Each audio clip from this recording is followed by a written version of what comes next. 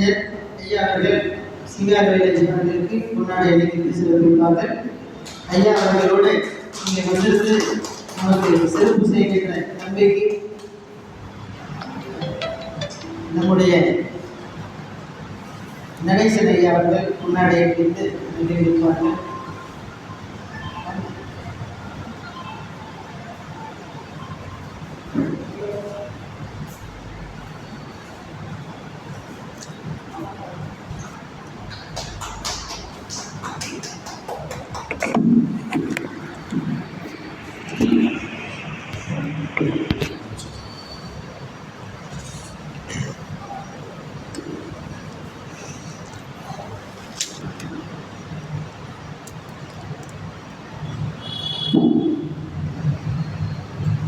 நாடுடைய சிவனே போற்றி, நாட்டவர்க்கும் இறைவா போற்றி.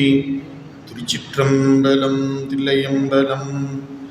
வேதநெறி தழைத்தோங்க மிகு சைவத்துறை விளங்க, பூதப் பரம்பரை பொலிய புனிதவாய் மலர்ந்தழுத சீதவள வயற்புகழி திருஞான சம்பந்தர் பாதமலர் தலை கொண்டு திருத்தொண்டு பரவுவாம்.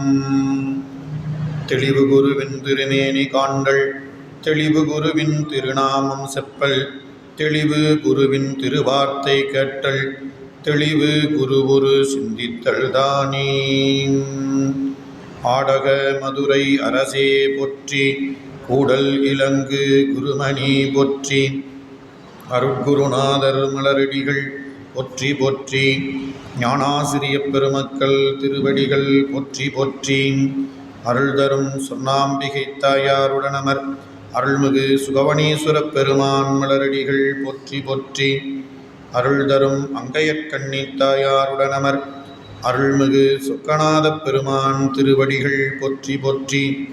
எம்பிரான் திருஞான சம்பந்தப் பெருமான் மலரடிகள் போற்றி போற்றி.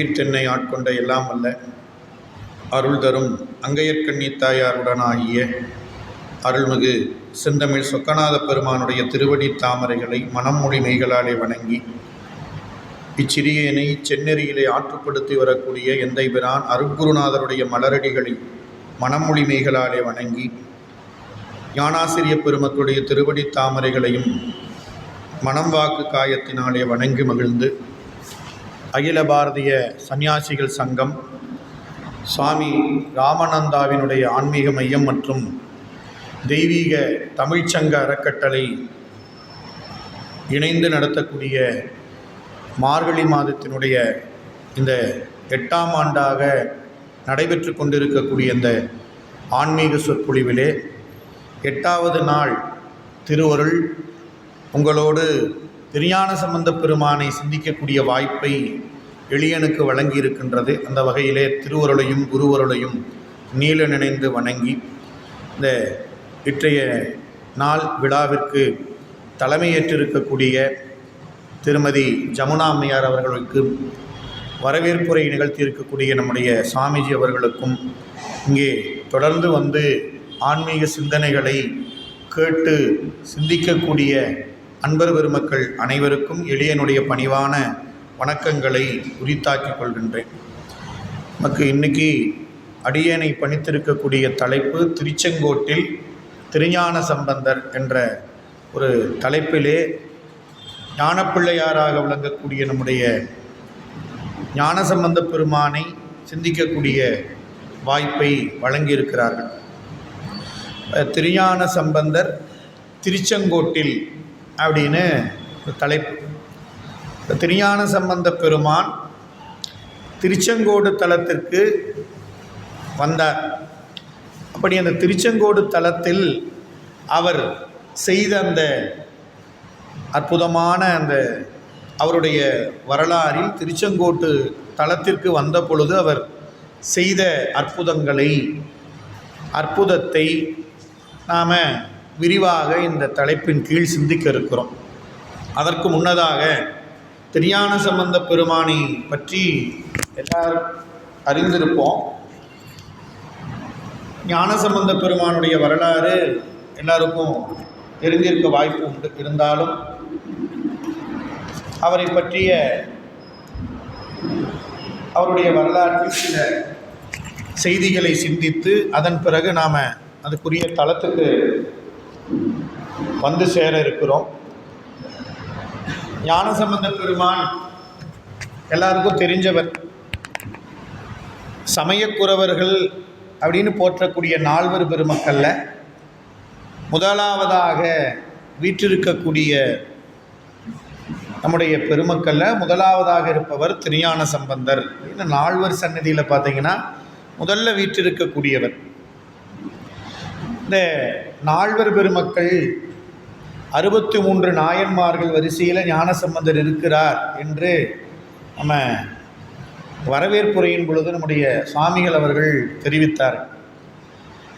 63 நாயன்மார்களில் ஒருவராக இருக்கிறார் அப்படின்னார். 63 நாயன்மார்களுமே இறைவனால் இந்த உலகத்திற்கு தொண்டர்களாக தேர்ந்தெடுக்கப்பட்டு அடையாளம் காட்டப்பட்டவர்கள். அதில் ஒருவருக்கு ஒருவர் உயர்வு தாழ்வு என்பது கிடையாது அப்படிங்கிற ஒரு சிந்தனையை உங்கள் முன் நான் முதல்ல வைக்கிறேன். ஏன்னா அதை நாம் புரிந்து கொள்ள வேண்டும். 63 நாயன்மார்கள் தொகையடியார்கள் இதிலே யாரையும் யாரோடும் நாம் ஒப்பிடக்கூடாது நிலையில் அவங்க இல்லை. அவரவர்களுடைய நிலையில் அவரவர்கள் அவங்க அன்பினாலும் தொண்டினாலும் இறைவனை அடைந்திருக்கிறார்கள். அவங்க அன்பையும் தொண்டையும் நம் போன்ற ஆன்மாக்கள் கடை தேறுவதற்காக இந்த உலகத்திற்கு காட்டுவதற்காக சிவபெருமானே இந்த மண்ணுக்கு வந்து ஒவ்வொரு தொண்டருடைய அன்பையும் இந்த உலகத்திற்கு எடுத்து காட்டி அதன் பிறகு தொண்டனாக ஆண்டு கொண்டார். தன்னோடு சிவலோகமாகி கைலாயத்தில் தன்னோடு இருக்கும்படி செய்தார். அப்படி நாயன்மார்கள், தனியடியார்கள், தொகையடியார்கள் நாம் ஒவ்வொரு சிவாலயத்திலையும் பார்க்குறோம். அப்படி திருஞான சம்பந்த பெருமான், திருநாவுக்கரசர், நம்பி ஆரூரர், இப்படி நால்வர் பெருமக்களில் மூவருடைய வரலாறும் பெரிய புராணத்தில் நமக்கு சேக்கிழார் பெருமான் அருளி இருக்கிறார். அப்படி சேக்கிழார் பெருமான் கொடுத்த கொடையாக இருக்கக்கூடிய நம்ம திருத்தொண்டர் புராணத்திலிருந்து தான் நம்ம இன்றைக்கி உரிய தலைப்பை சிந்திக்க இருக்கிறோம். அப்படி திருஞான சம்பந்தர் அப்படிங்கிற அவருடைய பெயர் பெற்றோர்கள் வச்ச பெயரா அப்படின்னா இல்லை. இப்போ ஞானசம்பந்தருடைய பெற்றோர் சிவபாத இருதயர், பகவதி அம்மையார். சீர்காழி அப்படின்னு சொல்லக்கூடிய அற்புதமான தலம் எல்லாருக்கும் தெரிஞ்சிருக்கும். 12 திருப்பெயர்களை உடைய தலம். இறைவனும் அம்மையும் தோணியில் மதந்து இருந்ததனால தோணிபுரம் அப்படின்னு சொல்கிறோம். அது மாதிரி 12 பெயர்கள் உடைய தலம் சீர்காழி. அந்த சீர்காழி தலத்தில் இறைவனுக்கு வழியாக வழிபாட்டை செய்து வரக்கூடிய கவுனியர் கோத்திரம் அப்படின்னு சொல்லக்கூடிய அந்த கோத்திரத்தில் அவதாரம் செய்தவர் நம்ம பிள்ளையார். அந்த வழியாக தோணியப்பருக்கு, பிரம்மபுரீஸ்வரருக்கு வழிபாடுகளை செய்து வந்த சிவபாத இருதயர் தமக்குரிய இல்லற வாழ்க்கையில் குழந்தை செல்வம் இல்லாமல் இருந்த நிலையில் தனக்கு குழந்தை இல்லைன்னு அவர் வருந்தலை. இந்த நாட்டில் புறச்சமய ஆதிக்கம் இருக்கின்றது. அந்த சைவமாம் பெரும் சமயத்தை தழைக்கச் செய்வதற்கு, வேத நெறியை தழைக்கச் செய்வதற்கு, இறைவனுக்கு அன்பு செலுத்தக்கூடிய அடியார்களை அவர்கள் பரம்பரை தழைத்தோங்குவதற்கு ஒரு குழந்தை வேண்டும் என்று சிவபாத இருதயர் தோணிபுரத்தில் இறைவன்கிட்ட வேண்டுகிறார். இல்லறத்துக்கு எனக்கு குழந்தை இல்லைன்னு நினைக்காம இந்த சைவ நெறி தலைக்கணும்னு சொல்லி குழந்தை பேறு வேண்டும் என்று இறைவனிடத்தில் விண்ணப்பித்தார். அப்படி அந்த விண்ணப்பத்தை ஏற்றுக்கொண்டு இறைவன் செய்த அருளால் ஞானப்பிள்ளையார் அவதாரம் செய்கிறார். அவர் அவதாரம் செய்வதற்கு எதுக்கு ஞானசம்பந்தர் அவதாரம் செய்கிறார் மண்ணிலங்கிறதுக்கு சேக்கிழார் பெருமான் 16 காரணங்களை பெரிய புராணத்தில் சொல்கின்றார். ஆனால் அதுக்குள்ளே போனால் நமக்கு நேரம் தலைப்புக்கு வர முடியாது. 16 அவர் வாழ்ந்த ஆண்டுகள் 16. அவர் எதற்காக இந்த மண்ணில் அவதாரம் செய்தார்னா 16 காரணங்களை சேக்கிழார் சொல்கிறார். அப்போது ஒரு ஞானசம்பந்தர் அவதாரம் செய்கிறார். அவர் வளர்ந்து வருகிறார். வளர்ந்து வரக்கூடிய நாளில் அவர் அவதாரம் செய்த நாள் திருவாதிரை. 3 ஆண்டுகள் நிரம்புகின்றது. அந்த நாள் திருவாதிரை. அந்த நாளில் தினந்தோறும் தன்னுடைய தந்தையார் வழிபாட்டுக்குரிய சடங்குகளை, நியமம்னு சொல்லுவோம், அவர் நாள்தோறும் சீர்காழி தலத்தினுடைய குளத்தில் சென்று மூழ்கி ஜபம் செய்யக்கூடிய, அந்த வழிபாட்டை செய்யக்கூடிய, நீரில் மூழ்கி வழிபாடு செய்வார். அகமர்ஷண ஜபம் அப்படின்னு அதுக்கு பேர். அப்படிப்பட்ட அந்த வழிபாட்டை செய்வதற்கு நாள்தோறும் சென்று வருவார். அப்படி ஒரு நாள் 3 வயது நிரம்பிய குழந்தை தந்தையோடு தானும் வருவதற்கு அடம் செய்கின்றது. உடனே சரி வான்னு கூப்பிட்டு போயிட்டார். 3 வயது நிரம்பிய குழந்தை தான் நீரில் மூழ்கி வழிபாடு செய்யணும். இப்போ குழந்தையை உட்கார வச்சுட்டு நீரில் மூழ்கி வழிபாடு செய்ய முடியுமா? அடடா, குழந்தைய அங்கே உட்கார வச்சுருக்கிறமேன்னு தான் நினப்பு வரும் இல்லையா? அதனால் அவர் என்ன பண்ணார், குளக்கரையில் அமர வச்சுட்டு மேலே கோபுரத்தில் இருக்கக்கூடிய பெருமானை, தோணிபுரத்து ஈசனை பார்த்து விண்ணப்பிச்சுட்டு அவர் பாட்டு வழிபாட்டுக்கு செய்யல, நீரில் மூழ்கி விட்டார். அப்போ அந்த குழந்தை அழுகின்றது. அதற்கு நாம் என்ன நினைக்கிறோம், அப்பாவை காணோன்னு அழுகுது குழந்தை. உலகியலில் பார்க்கும் பொழுது குழந்தை அழுகுதுன்னா தன்னை கூட்டிகிட்டு வந்த அப்பா எங்கடா திடீர்னு காணோம் அப்படிங்கிற நிலையில் இந்த குழந்தை அப்பாவை காணோம்னு அழுவதாக நமக்கு தெரியும். ஆனால் அதுக்கு சேக்கிழார் சொல்கிறாரு, வேத நெறி தழைத்தோங்க மிகு செய்வ துறை விளங்க பூத பரம்பரை பொழிய புனிதவாய் மலர்ந்து அழுதார். எதுக்காக ஞானசம்பந்தர் அழுதார் அப்படின்னா, வேத நெறி தழைத்தோங்கணும். ஏன், இந்த வேதம் என்பது இறைவன் உலகத்துக்கு சொன்னது. தூமறை பாடும் வாயான் அப்படிங்கிறார். இந்த வேதம் யார் சொன்னதுன்னா சிவபெருமானே சொன்னது. இந்த 4 வேதங்களையும் 6 அங்கங்களையும் சிவபெருமான் சொன்னார். அதில் சொல்லப்பட்டது உட்பொருள் என்ன? வேதம் 4னும் மெய்ப்பொருளாவது நாதன் நாமம் நமச்சிவாயவே அப்படின்னு ஞானப்பிள்ளையாரே தன்னுடைய திருப்பதிகத்தில் அருளி இருக்கிறார். அப்படி அந்த வேத நெறி தழைத்து ஓங்க வேண்டும். சைவத்துறை பொழிய வேண்டும், விளங்க வேண்டும். இந்த உலகத்தில் பூத பரம்பரை பொழிந்து வாழ வேண்டும். பூத பரம்பரை இறைவனுக்கு அன்பு செலுத்தி ஆட்பட்டு தொண்டு செய்யக்கூடிய அடியார் பெருமக்கள் அது ஒரு பொழிந்து விளங்க வேண்டும் அப்படிங்கிற காரணத்திற்காக அழுகிறார் என்று சேக்கிழார் காட்டுகிறார்.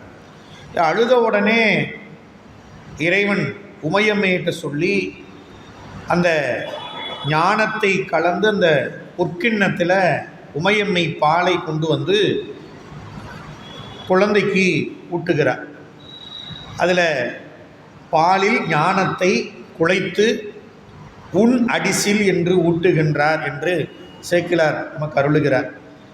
அந்த ஞானப்பாலை உண்ட மாத்திரத்தில் குழந்தை ஞானத்தோடு சம்பந்தம் ஆனார். அதனால் அவருக்கு பேர் ஞான சம்பந்தர் என்று நமக்கு சேக்கிழார் காமிக்கிறார். நிறைய இடங்களில் எழுதியிருக்கும், சரி இதை படிக்கிறதும் ஞான மந்தர்னு சொல்கிறாங்க. அப்படி இல்லை, அது தவறு.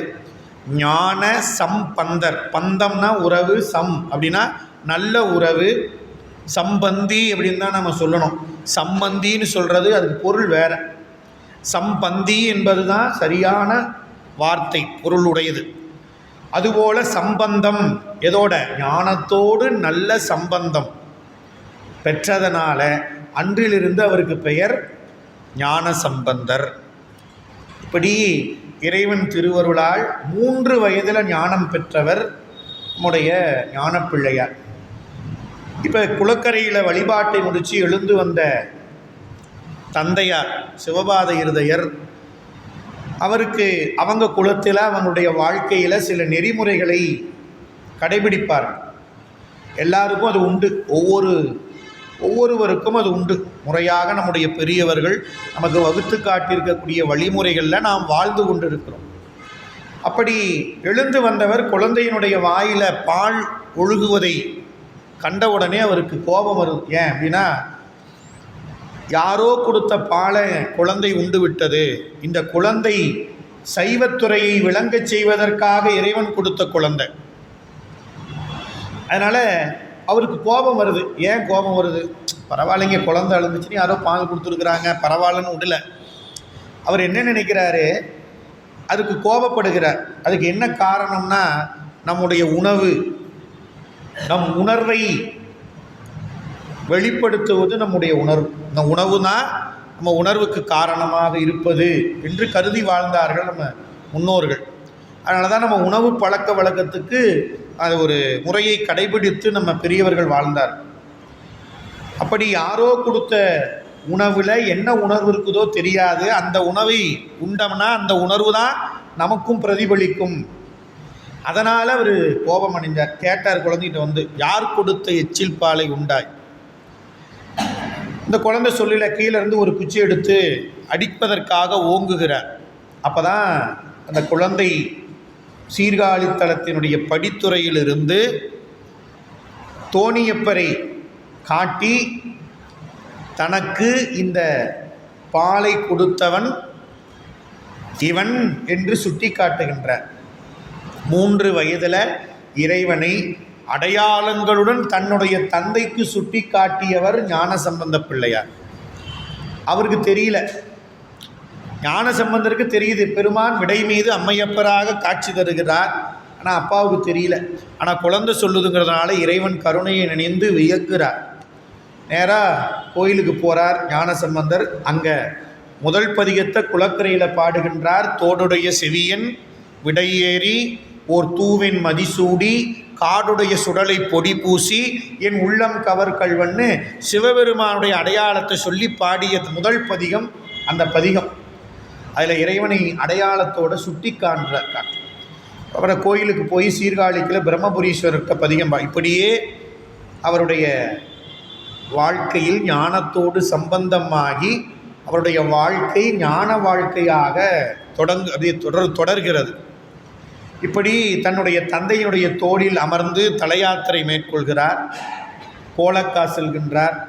கையில் தாளம் போட்டு பதிகம் பாடுகின்றார்.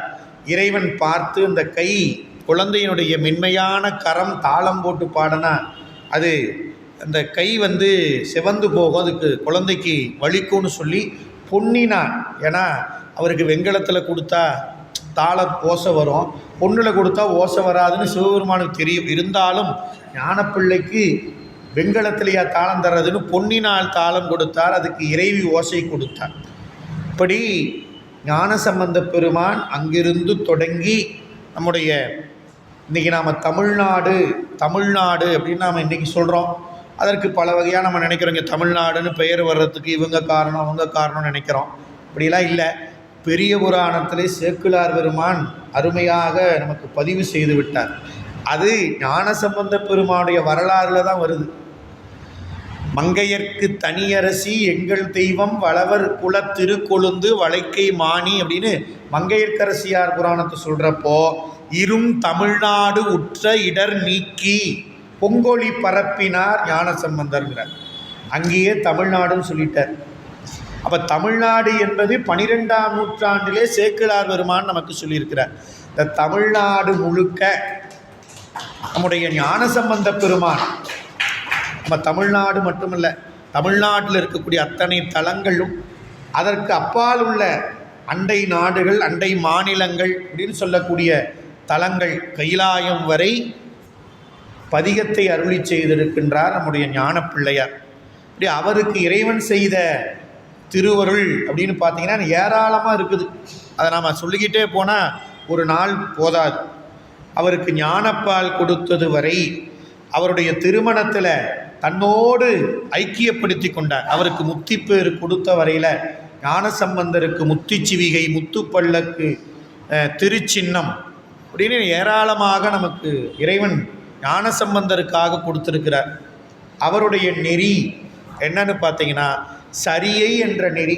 இப்போ 4வரில் ஒருவராக ஞானசம்பந்தர் இருக்கிறார் அப்படின்னு ஐயா சொன்னாங்க.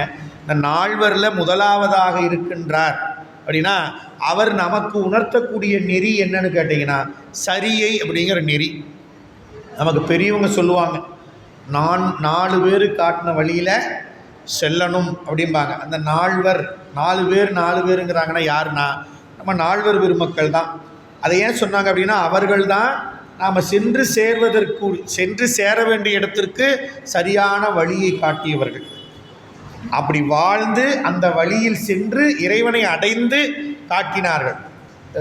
ஒரு சொற்பொழிவில் சொல்கிறதோ இல்லை பாடலில் சொல்கிறது மட்டும் இல்லைங்க, வாழ்ந்து இறைவனை அடைந்து காட்டியிருக்கிறார்கள். அதனால் அவர்கள் காட்டிய வழியில் நாம் செல்ல வேண்டும் என்பது நமக்கு பெரியவர்கள் அறிவுறுத்தி இருக்கிறார்.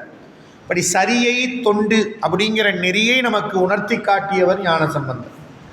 சரியை அப்படின்னா இறைவன் திருக்கோயில்களுக்கு சென்று அவன் திருக்கோயிலிலே விளக்கிடுதல், தூய்மை செய்தல் முதலிய பணிகளை எல்லாம் செய்து அவனை வாயார பாடுதல், அவன் அடியார்களுக்கு தொண்டு செய்தல் அப்படின்னு அந்த நிலையில் நாம் செய்யக்கூடிய தொண்டுகள் பணிகளுக்கு சரியை என்று பெயர். இப்படி ஞானசம்பந்த பெருமான் இறைவன் ஞானம் கொடுத்துட்டாரு. அந்த ஞானம் என்பது வீடு பேற்றுக்குரிய நேரடி வாயில். இப்போ சரியை தொண்டில் ஞானம் பெற்று இறைவனை அடைந்தவர் அப்படின்னு அர்த்தம். அப்போ ஞானம் என்பது தான் நேரடி வழி. அதற்கு துணை செய்வது தான் சரியை கிரியை யோகம்னுங்கிற 3 நெறி.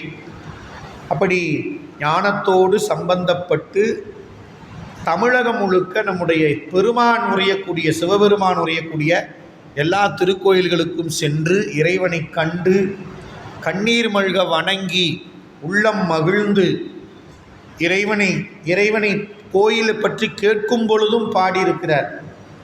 கோயிலுக்கு சென்று இறைவனை பார்த்த மாத்திரம் பாடியிருக்கிறார். இறைவனை நினைத்தப்ப பாடியிருக்கிறார். அதனால் கோயிலுக்கு மட்டும்தான் போய் ஞானசம்பந்தர் பாடியிருக்கிறார்னு நினைக்காது. கோயிலுக்கு போயும் பாடியிருக்கிறாரு. கோயில் எங்கே தான் இதோ இங்கே கோயில்னு சொன்ன உடனே அங்கேயும் பாடியிருக்கிறாரு. உறங்கிக் கொண்டிருக்கும்போது இறைவன் உணர்த்த அவன் நினைப்பு வந்தப்பையும் பாடியிருக்கிறார். இப்படி அவர் அருளிய பதிகங்கள் ஏராளமான பதிகங்கள். ஆனால் நமக்கு கிடைச்சது சுமார் ஒரு 320 பதிகங்கள் தான் ஏறத்தாழ நமக்கு கிடைச்சிருக்குது. அப்படி ஞானசம்பந்த பெருமான் ஞானத்தோடு சம்பந்தப்பட்டு அந்த ஞான வாழ்க்கையை தொடர்ந்து வருகிறார். அப்படி ஒவ்வொரு தலமாக சென்று இறைவனை வணங்கி வரும் பொழுது நமக்கு நம்முடைய கொங்கு நாடு என்று சொல்லக்கூடிய பகுதி நம்முடைய பகுதி. அப்படி சோழ நாட்டினுடைய தலங்களை எல்லாம் வணங்கி கொண்டே வருகின்றார். காவிரி ஆற்றினுடைய வடகரையில் இருக்கக்கூடிய தலங்களை எல்லாம் வணங்கி கொண்டு அப்படியே அந்த வழியாக காவிரியுடைய தென்கரையை வந்து அடைகின்றார். அந்த தென்கரை தான் நமக்கு கொங்கு நாடு என்று வழங்கப்படக்கூடிய நம்முடைய பகுதி. நீங்கள் திருச்சியிலேருந்து எடுத்துக்கிட்டிங்கன்னா திருச்சியில் அந்த காவிரி பாய்கின்றது. திருச்சிக்கு அப்புறம் அப்படியே இந்த பக்கம் வந்தீங்கன்னா நமக்கு இப்போ நாமக்கல், கரூர், நாமக்கல் இப்படி வந்த இந்த பகுதியெல்லாம் நமக்கு கொங்கு நாடு என்ற பகுதியாக இன்றைக்கி இருக்குது. அப்போது கொங்கு நாட்டினுடைய காவிரியினுடைய கீழ்ப்புறம் இருக்கக்கூடிய தலமாக முதல்ல நமக்கு இங்கே அமைந்திருக்கக்கூடிய தலங்களில் நமக்கு 7 தலங்கள் கொங்கு நாட்டுக்குரிய தலங்கள். அதில் ஒன்று நாம் இன்றைக்கி சிந்திக்க இருக்கக்கூடிய திருச்செங்கோடு. ஞானசம்பந்தரை சிந்தித்தோம். அடுத்து திருச்செங்கோட்டில் திருஞான சம்பந்தர். ஞானசம்பந்தர் யாருன்னு ஒரு பார்த்தோம். திருச்செங்கோடு என்ற தலம் எப்பேற்பட்டது? கொங்கு நாட்டு தலங்களில் 7 தலங்களில் 4வது தலம் நாம் திருச்செங்கோடுன்னு இன்றைக்கி சொல்லக்கூடிய தலம். இந்த தலத்துக்கு பெயர் என்னன்னு கேட்டிங்கன்னா கொடிமாட செங்குன்றூர் என்பது தான் இந்த தலத்தினுடைய பெயர். இதை ஞானசம்பந்தர் பதிகத்தில் பாடியிருக்கின்றார். நம்ம இன்றைக்கி திருச்செங்கோடுன்னு அந்த தலத்தை குறிப்பிடுகிறோம். இந்த தலம் மலை வடிவம். அப்போ திருச்செங்கோடு என்பது மலை.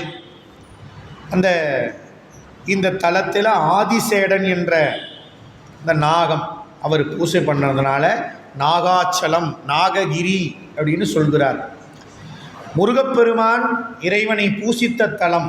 இங்கே முருகப்பெருமானுக்கு செங்கோட்டு வேளர் என்ற திருநாமம்.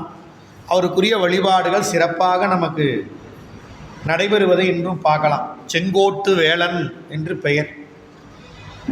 இந்த முருகப்பெருமான் குன்றுதோர் ஆடல் என்று சொல்லக்கூடிய வகையில் இந்த தலமும் ஒன்றாக அமைந்தது. அது நம்ம அருணகிரிநாதர் சொல்லும் பொழுது செங்கோடனை கண்டு தொழ 4000 கண் படைத்திலன். 2 கண்ணு தான் எனக்கு கொடுத்துருக்கிறான் நான்முகன். ஆனால் திருச்செங்கோட்டில் இருக்கிற செங்கோட்டு வேலனை பார்க்கறதுக்கு 4000 கண் இருந்தாலும் போதாது என்று பாடியிருக்கிறார் அருணகிரிநாதர். அதை கொண்டு பார்த்தோம்னா அந்த செங்கோட்டு வேலர் எவ்வளவு அழகாக இருக்கிறார். அந்த கருணை திருமுகத்தை எப்படி அருணகிரியார் பாடியிருக்கிறார்னு நம்ம தெரிஞ்சுக்கலாம்.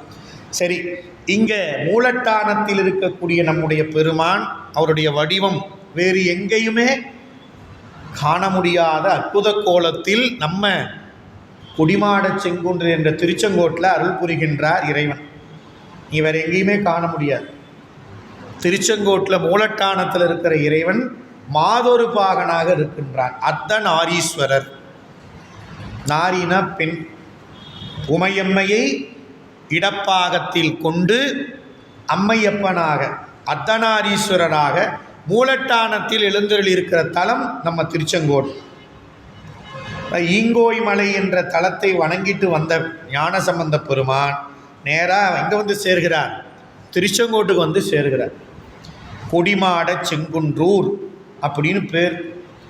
அந்த பேருக்கு என்னங்க அர்த்தம்? குன்று அப்படின்னா மலை. மலை இருக்கக்கூடிய ஊர் குன்றூர். அந்த மலை எப்பேற்பட்டதுன்னா செங்குன்றூர், செம்மையுடைய தலம். உயிர்களுக்கு செம்மைத்தன்மையை கொடுக்கக்கூடிய தலம், உயிர்கள் அறிவை செம்மைப்படுத்தக்கூடிய தலம், உயிர்களுடைய அறிவை திருத்தி அருள் செய்யக்கூடிய தலம். அந்த தலத்தில் இருக்கக்கூடிய இந்த வளத்தை சொல்கின்றார் கொடி மாட செங்குன்றூர் என்கிறார். இந்த தலம் அரசர்களுடைய தலைநகரங்களில் ஒன்று. நம்ம திருச்செங்கோடு என்ற தலம் அரசர்கள் தலைநகரங்களாக கொண்டிருந்த தலங்கள். அந்த தலைநகரங்களில் ஒன்று நம்ம கொடிமாட செங்குன்றூர். தலைநகரம்னா அங்கே தான் அரசர்கள் வாழ்வார்கள். நீங்கள் எந்த தலைநகரத்தில் இத்தனை நாள் இருப்பாங்க, இன்னொரு தலைநகர், அதான் தலைநகரம்னு பேர். அப்படி இருக்கக்கூடிய தலம் இந்த கொடி மாட செங்குன்றூர். அப்படின்னா மேகங்கள் வந்து பயில்கின்ற, அப்படி மேகங்கள்லாம் வந்து தங்குகின்ற அளவுக்கு உயர்ந்த மாடங்களை உடைய ஊர் கொடி மாட செங்குன்றூர். நீண்ட மதிலுடைய மாட மாளிகைகள். அந்த மதிலில் அந்த மாடங்களில் மேகம் வந்து தங்குமா. அதனால் கொடி கொடி போல மேகங்கள் வந்து இருக்கக்கூடிய கொடிமாட செங்குன்றூர் அப்படிங்கிற தலம். அந்த தலத்துக்குரிய பொருள்.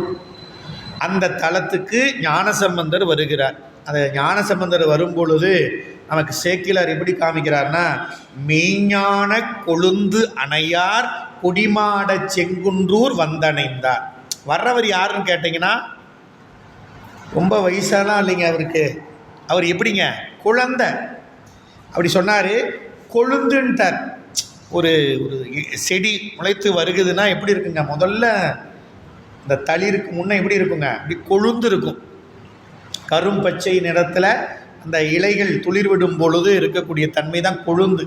இவர் யாருன்னா ஞான கொழுந்துன்னு சொல்லலைங்க, மெய் ஞான கொழுந்து. மெய்யாகிய சிவபெருமானை நாம் அடைவதற்கு நமக்கு ஞானத்தை கொடுக்கக்கூடிய கொழுந்து போன்றவர் எங்கே வந்தாருங்க?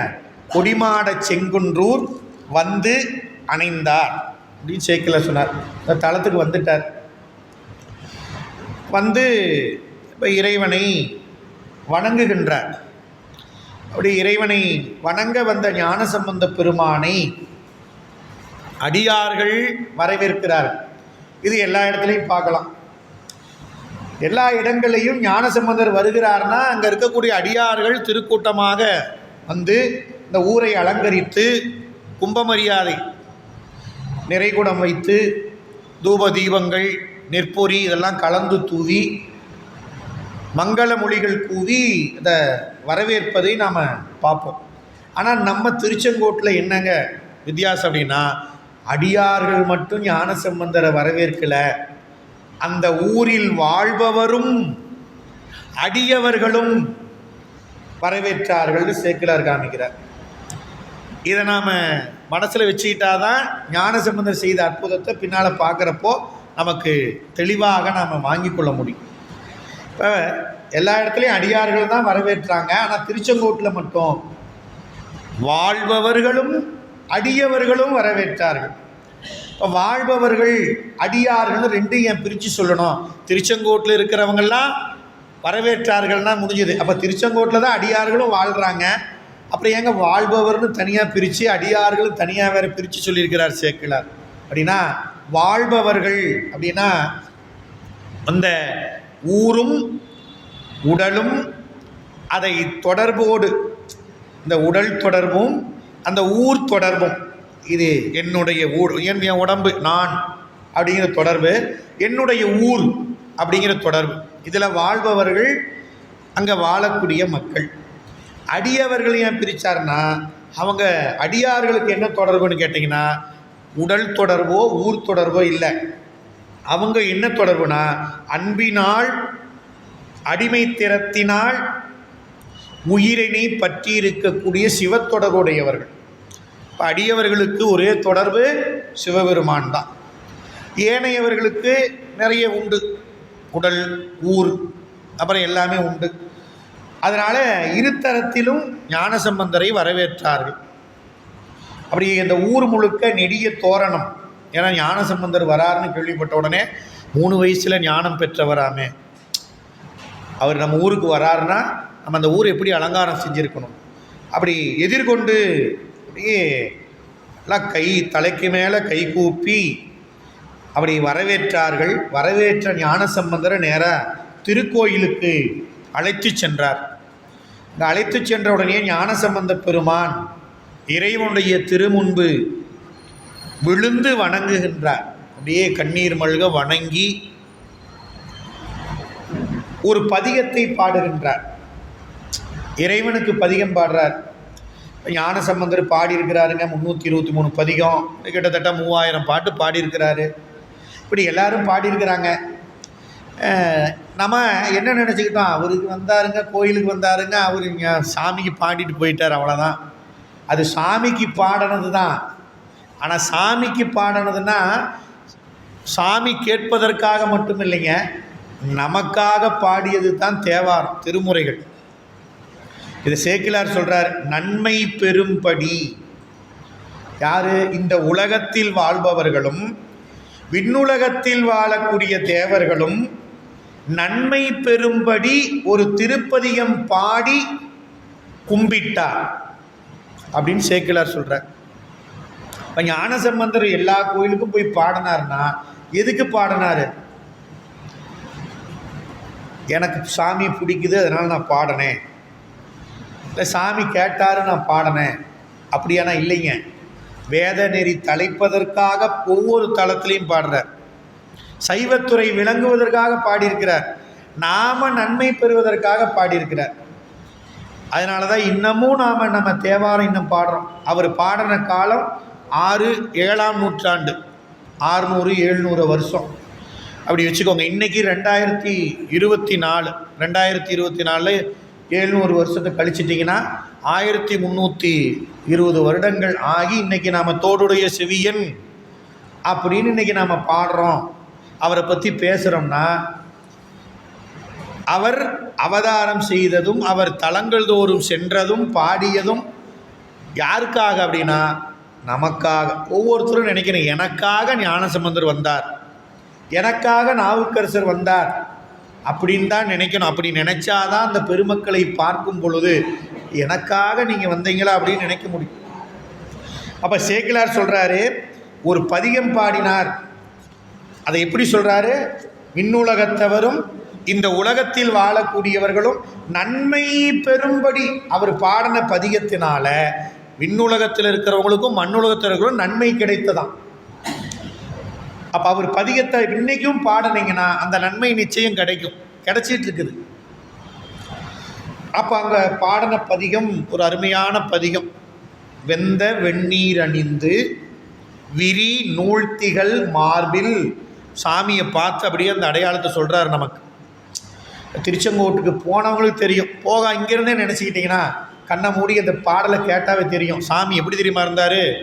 வெந்த வெந்நீர் அணிந்து, சாம்பல், சுட்ட சாம்பல், அந்த வெந்நீரை அணிந்திருக்கிறான்.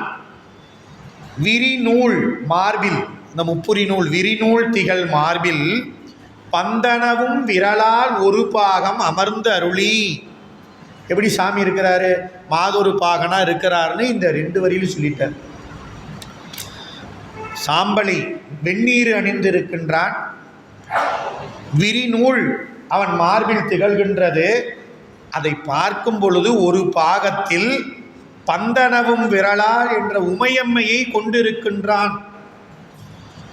கொந்தனவும் பொழில்சூர் கொடிமாடச் செங்குன்றூர் நின்ற அந்தணனை தொழுவார்.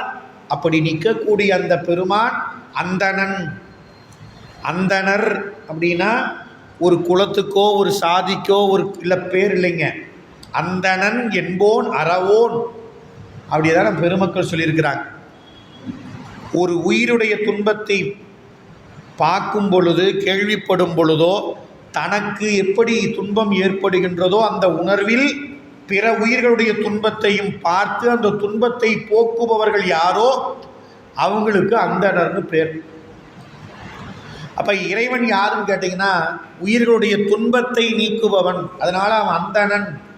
அந்த உயிர்களுடைய துன்பத்தை நீக்கக்கூடிய அந்தணன் மாதொரு பாகனாக கொடிமாட செங்குன்றூரில் அமர்ந்து இருக்கின்றார். அமர்ந்து அருளி கொண்டிருக்கின்றார். அவரை தொழுதால் என்ன நன்மை? அவலம் அறுப்பாரே. அவலம், பாவம், தீமை இதெல்லாம் நம்மகிட்ட இருந்து தொலைஞ்சிடும் அப்படின்னு இந்த முதல் பாடல் தொடங்குகிறார். தொடங்கி ஒரு 11 பாடல் பாடுகிறார். அவர் என்ன சொல்கிறாரு? இந்த பாட்டை பாடினீங்கன்னா உங்கள் துன்பம் நீங்கும், தடுமாற்றம் தவிரும். அவனுடைய திருவடியை நாம் வணங்குவதே நம்ம நீதி. நமக்குரிய நீதி எது? அரசருக்கு ஒரு நீதி உண்டு, இல்லறத்தில் வாழ்பவர்களுக்கு ஒரு நீதி உண்டு, துறவரம் மேற்கொண்டவர்களுக்கு ஒரு நீதி உண்டு, ஞானிகளுக்கு நீதி உண்டு. இப்படி எல்லாத்துக்கும் நீதி உண்டு. இப்போ நாம் நம்ம வாழக்கூடிய நமக்கு என்ன நீதி? இறைவனை தொழுவது தான் நமக்கு நீதி.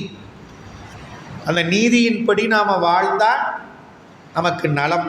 அது அந்த நீதி என்னது அப்படின்னா சிவபெருமான் திருவடி ஏற்றுவதே நீதி. அவன் திருவடியை ஏற்றுவதே நமக்கு உண்மை பொருள், மெய்ப்பொருள், மற்றதெல்லாம் பொய்ப்பொருள். இப்படி அந்த ஒவ்வொரு பாட்டிலையும் குறிப்பு சொல்கின்றார். அதான் திருச்செங்கோட்டுக்கு வந்த ஞானப்பிள்ளையார் இறைவனை வணங்கி பாடிய பதிகம் அது. அப்படி பாடினவர் என்ன நினைச்சார்? கும்பிட்டு இருக்க வேண்டும் என்று நினைச்சாராம். ஈங்கோய் மலையிலேருந்து வந்தாச்சு, திருச்செங்கோட்டு மலையில் தரிசனம் பண்ணாச்சு, அடுத்த தளத்துக்கு போகலாம் அப்படின்னு நினைக்கலையா. இங்கே மாதொரு பாகனை கும்பிட்டு இருக்க வேண்டும், கும்பிட்டு இருக்க வேண்டும் என்று கருதினாரா ஞானசம்பந்தர். இப்போ ஞானசம்பந்த பெருமான் தங்கி இருந்து வழிபட்ட தலம் நம்முடைய திருச்செங்கோடு. வந்துட்டு போன தலம் மட்டும் இல்லைங்க, சில நாட்கள் தங்கி இருந்தார் திருச்செங்கோட்டில். இதை சேக்கிழார் பெருமான் அருமையாக நமக்கு எடுத்து காட்டுகின்றார். இப்படி தங்கியிருந்த ஞானசம்பந்த பெருமான் திருச்செங்கோட்டில் தங்கி இருந்து அருகில் இருக்கக்கூடிய தலங்களை சென்று வணங்கி மீண்டும் திருச்செங்கோட்டுக்கு வந்து தங்குகிறார். அப்படி சென்று வணங்கிய தலம் திருநனா என்று சொல்லக்கூடிய பவானின்னு இன்றைக்கி நாம் சொல்லக்கூடிய தலம் திருநனா அப்படின்னு சொல்லக்கூடிய தலம். நமக்கு பதிகங்கள் கிடைச்சதை வச்சு பார்த்தா கொங்கு நாட்டில் 7 தலங்கள் தான். பாடல் பெற்ற தலங்கள் அப்படின்னா 276 தான் சொல்கிறோம். ஏன்? அந்த தலங்களுக்குரிய பாடலை இறைவன் நமக்கு கொடுத்துருக்கிறான். அதனால் பாடல் பெற்ற தலங்கள் அவ்வளோதான்னு கணக்கு. எத்தனை ஆயிரம் பதிகங்கள் புற்று மண்ணில் கரையான் அரிச்சிடுச்சு தில்லையில். அப்போ எத்தனாயிரம் பதிகங்கள் பாடியிருந்தாருன்னு தெரியல. இப்போ எத்தனாயிரம் கோயிலுக்கு போயிருப்பாருன்னு தெரியல. நீங்கள் இந்த திருமுறை கண்ட புராணம் என்ற நூலில் உமாபதி சிவம் விரிவாக சொல்லியிருக்கிறார். அதில் சொல்லும் பொழுது அத்தனை பதிகம் பாடியிருக்கிறான்னு கேட்டால் நமக்கு வியப்பாக இருக்கும். ஒவ்வொரு பதிகமும் 11 பாட்டு. நமக்கு இன்னைக்கு கிடைச்சிருக்கிறது 300 சொச்சம் பதிகம், 3000 பாட்டு. அவர் பாடின பதிகம் லட்சக்கணக்கில், பாட்டு கணக்கு போட்டிங்கன்னா எங்கேயோ போயிடும். ஆனால் இறைவன் இந்த உலகத்துக்கு தேவையானதை கொடுத்தோங்கிறார். அதனால் இந்த தலங்கள் அப்படின்னு பார்க்குறப்ப கொங்கு நாட்டில் 7 தலம்.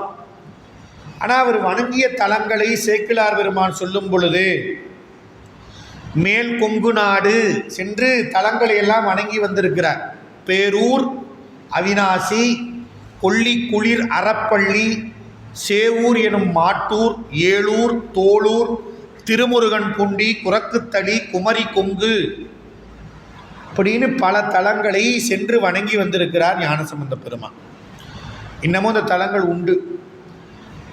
நமக்கு 7 பாடல் பெற்ற தலங்கள் மட்டும் நமக்கு தெரியும். ஏனைய தலங்கள்லாம் நமக்கு வைப்புத்தலமாக பாடியிருக்கிறார் நம்பியாரூரர். அப்படி சென்று வணங்கி வந்தவர் திருச்செங்கோட்டில் தங்கியிருந்து திருநனா சென்று வணங்க விரும்புகின்றார். அப்படி சென்ற தலம் பவானி. திருநனா அப்படின்னு சொல்ல தலம். அதுக்கு என்ன அர்த்தம்னா நன்னாவூர் அப்படின்னு அர்த்தம். பேர் நன்னாவூர். நன்னுதல்னா கிட்ட நெருங்குதல். நன்னாவூர் நெருங்காத ஊர். எது நெருங்காது அப்படின்னா யாரெல்லாம் சென்று அங்கே இருக்கக்கூடிய பெருமானை, நனாவுடை பெருமானை வணங்குகிறார்களோ, வழிபாடு செய்கிறார்களோ அவர்களுக்கு யாதொரு தீங்கும் அவர்களை நன்னாது. எந்த தீங்கும் கிட்ட வராத தடுக்கிற ஊர் நன்னா ஊர். அதுதான் நனா, திருநனா. பவானி 3 நீர் நிலைகள், ஆறுகள் சங்கமிக்கிற இடம். இப்படி போற்றக்கூடிய தலத்துக்கு செல்கின்றார். இறைவனை வணங்குறாரு. அங்கே பதிகம் அருள் செய்கின்றார். மீண்டும் கொடிமாட செங்குன்றூர் வந்து அணைந்தார். அப்படி கொடிமாட செங்குன்றூரில் தங்கியிருக்கிறார். அவர் வந்த அந்த காலம்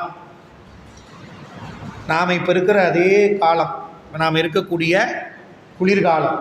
இந்த மழை காலம் முடிந்து பருவகாலம், மழை பெய்யக்கூடிய பருவகாலம் முடிந்து பனி பெய்யக்கூடிய காலம். அவர் வந்த காலம் முன்பனி பருவம்னு சொல்கிறோம். தமிழில் சொல்லும் பொழுது, தமிழ் இலக்கியங்களை சொல்லும் பொழுது முன்பனி பருவம். இந்த பனிக்காலத்துக்கு முன்னால் இருக்கக்கூடிய காலம். அந்த பருவநிலை அவர் தங்கியிருந்த காலம். திருச்செங்கோட்டில் ஞானசம்பந்தர் தங்கியிருந்த காலம் முன்பனி பருவ காலம். இந்த முன்பனி பருவம் எப்படி இருக்குது அப்படின்னு சேக்கிழார் நமக்கு அருமையாக சொல்கிறார். அப்படி தான் இருந்தது. இன்றைக்கி கால சூழல்லாம் மாறிடுச்சு. சேக்கிழார் காட்டுறார் நமக்கு. அந்த ஞானசம்பந்தர் திருச்செங்கோட்டில் தங்கியிருந்தப்ப அந்த மலையை பார்க்குறாராம். அந்த மலை எப்படி இருக்குது தெரியுமா? பளிங்கு மலை. அந்த மலையை அப்படியே மரகத கொடியில் பளிங்கு மணியை கோத்தது போல அந்த புல்ல அருகம்புல் நுனியில் இருக்கக்கூடிய பனித்துளியை பார்க்குறார். அது எப்படி இருக்குதா? மரகதம் அப்படின்னா பச்சை. இந்த மரகத கொடியில் பளிங்கு மணி, வெள்ளை மணியை கோத்தா எப்படி இருக்குமோ அது போல் அந்த பனித்துளிகள் அருகம்புல்ல அங்கங்கே இருக்குது. இது அருமையாக நமக்கு சேக்கிழார் காமிக்கிறார். அடுத்து மலை குன்றுகளில் பனி இப்படியே பொழிந்து அப்படியே மலையை மறைச்சிருக்குது. இதை பார்த்தா எப்படி இருக்குதுன்னா, இந்த குளிர் காலத்தில் மழை கூட போர்வையை போத்திக்கிச்சு. நாம் தான் குளிர் தாங்க முடியலன்னு போர்வை போத்திக்கிறோம். ஆனால் மழை கூட போர்வையை போத்திச்சு. அப்படி இந்த பனி படர்ந்து இருப்பதை பார்த்து சேக்கிழார் சொல்கிறார், மலைகளும் குளிருக்கு ஆற்ற முடியாது வெள்ளை போர்வையை போர்த்தி கொண்டிருக்கின்றன அப்படின்னு சொன்னார். இந்த வெண்மை, வெந்நீர் அப்படின்னு நம்ம சைவ சமயத்தினுடைய அடையாளம். இறைவனுடைய கொடி வெண்கொடி தான். அவன் பூசுகிற நீர் வெந்நீர். நமக்கு என்ன சொல்லியிருக்கிறாங்க? வெள்ளை ஆடை தான். நீங்கள் ஒரு காலத்துக்கு முன்னே பார்த்தீங்கன்னா எல்லாம் வெள்ளை ஆடை தான் இருக்கும். இன்றைக்கி தான் கலர் கலராக சூட்டு கோட்டு நிறைய வந்துருச்சுங்க. ஆனால் நமக்கு ஒரு காலத்தில் நம்ம அப்பாவுடைய அப்பா, நம்ம தாத்தா இவங்களுடைய பார்த்தீங்கன்னா என்ன இருக்குங்க? வெள்ளை வேட்டி, வெள்ளை சட்டை, எல்லாம் வெள்ளை தான் இருக்கும். நீங்கள் கலர் கலராக இப்போ நாம் அடுக்கி வச்சுருக்கிற மாதிரி பீரோவில் பல வர்ணம்லாம் இருக்காது. அப்போ இந்த வெண்மை என்பது என்னங்கிறத சேக்கிழார் சொல்கிறார். ஏன்னா அந்த வெண்மை ஏன் சொல்கிறாருன்னா, இந்த வெண்மைங்கிற நிறம் மட்டும்தான் தட்ப வெப்பங்களை உள்வாங்கி நுழைய விடாமல் தடுக்கும். அதுதான் இந்த வெண்மையுடைய சிறப்பு. நீங்கள் வெள்ளை ஆடை அணிவது, வெந்நீர் அணிவது, இந்த தட்பவெப்பம், வெப்பம், குளிர், காற்று இப்படின்னு பருவங்கள் மாறும் பொழுது அந்த தட்பவெப்பங்கள் நம் உடலை தாக்காமல் உள்ள நம்ம உடம்புக்கு வந்து சேராமல் நுழைய விடாமல் தடுப்பது வெள்ளை நிறம். இறைவனுக்கு விடை வெள்ளதான், கொடி வெள்ளதான், அவன் பூசுற நீர் வெள்ளதான். எதுக்குங்க வெள்ளையில் பூசி காமிச்சார்? வேறு ஏதாவது கலர் காமிச்சிருக்கலாமே சிவபெருமான். இந்த வெண்மை தான் தட்பவெப்பங்களை நமக்கு உடம்புக்கு வந்து தாக்காமல் தடுக்கும். நீங்கள் ஏனைய நிறங்கள்லாம் போட்டு போனீங்கன்னா, நீ போட்டு போகிற இந்த கருப்பு, நீலம், இந்த நிறங்கள்லாம் போட்டு போனீங்கன்னா வெயில் அப்படி சுளீர்னு உடம்புல படும். ஆனால் வெள்ளை நிறத்தில் பாருங்கள் போட்டு போனீங்கன்னா அது தாக்காது. இது அறிவியல். இதை நம்ம சேக்கிழார் அருமையாக சொல்கிறாரு. இதுக்கு வெண்படம்னு ஒரு வார்த்தையை சொன்னார் பெரிய புராணத்தில். வெண்படம் அப்படின்னா வெளிச்சிதறவிடும் தன்மையுடையது அப்படின்னு அர்த்தம். வெயில் அடித்தாலும் நம்ம உள்ளே வராமல் செதறி வெளியே அடிச்சிடும், குளிர் அடித்தாலும் உள்ளே நம்ம உடம்பை தாக்காமல் செதறி அடிச்சிடும் வெளியில். இப்படிப்பட்ட அந்த மலைகள் வெண்போர்வையை போர்த்தி இருக்கிறது. அப்படியே நீ திருச்செங்கோடு மலையை பார்க்குற, அப்படியே காலையில் பார்த்தா அப்படியே பனி படர்ந்து இருக்கிறது. பனி பெய்வதனால வண்டுகள்லாம் பறக்கலை. அப்படியே தாமரை மலருடைய நுனியெல்லாம் பனியினுடைய பொழிவுனால கருகி இருக்கின்றது. நமக்கு துன்பத்தை தரக்கூடிய காற்று வாடை காற்று. நமக்கு காற்றுக்கே நம்ம பெருமக்கள் தமிழில் நிறைய பேர் வச்சுருக்கிறாங்க, நமக்கு தெரியல. தென்றல் காற்று, வாடை காற்று, இளவேனில் இப்படின்னு நிறைய உண்டு. ஒவ்வொன்றும் ஒவ்வொரு வகையான. அப்போ வடக்கிலிருந்து வரக்கூடிய காற்று வாடை காற்று துன்பத்தை தரும். தெற்கிலிருந்து வர காற்றுக்கு தென்றல்னு பேர், அது இன்பத்தை தரும். அதனால் தென்றல். வடக்கிலிருந்து வரதுனால வாடை காற்று. இப்போ இந்த வாடை காற்று வீசுகின்றது, தாமரை மலர்கள் கருகின்றன, பனிப்பொழிவுனால மலை பூரா பனி பொழிந்திருக்கிறது, வண்டுகள் பறக்கலை. அப்படியே இந்த வாழக்கூடிய பிராணிகள்லாம் கையை நீட்டி முடக்கி இருக்கின்றது. கையை வெளியே நீட்ட முடியல, குளிரினால் அப்படியே முடங்கி இருக்கின்றது. பனிக்காலம் என்பதனால பிராணிகள் மட்டும் முடங்கலை, சூரியன் என்ன பண்ணியிருக்கிறாரு? குளிருக்காக முடங்கி இருக்கிறாராம். அப்படியே அவர் வரும்பொழுது எப்படி வராராம்? அப்படியே மலைச்சாரல்லேருந்து சூரியன் அப்படியே வர சிறிது ஒளி வீசி வரல, அப்படியே கொஞ்சம் மங்கி ஒளி வீசி பின் மந்தமாய் மறைந்து அப்படியே மறைஞ்சு வரார் அப்படின்னு ஞானசம்பந்தர் திருச்செங்கோட்டில் தங்கியிருந்த காலத்தை சேக்கிழார் பெருமான் நமக்கு அற்புதமாக பெரிய புராணத்தில் நமக்கு அப்படியே கண்ணுக்கு முன்னே படம் பிடிச்சு காட்டுகிறார். இப்படிப்பட்ட காலம். அப்போது அங்கே இருக்கக்கூடிய மக்கள் இந்த குளிரிலிருந்து காத்து கொள்வதற்காக அகில் கட்டை என்று சொல்ல, அகில் மரங்களுடைய கட்டைகளை எல்லாம் பிளந்து அதுக்கு தீ மூட்டி மஞ்சள், குங்குமப்பூ உள்ளிட்டவற்றை சேர்த்து அரைத்து அதையெல்லாம் பொடியாக செய்து அந்த தீ மூட்டிய அகில்கட்டைகளுடைய அந்த நெருப்பில், கங்குன்னு சொல்லுவோம், அந்த எரிஞ்ச பிறகு இருக்கக்கூடிய அந்த அதில் அந்த புகை, அந்த பொடியை தூவி புகை வருமாறு செய்து அந்த குளிரினால் வரக்கூடிய உடல் நோய்களிலிருந்து காத்து கொள்வதற்காக அந்த ஊரில் இதெல்லாம் செய்தார்.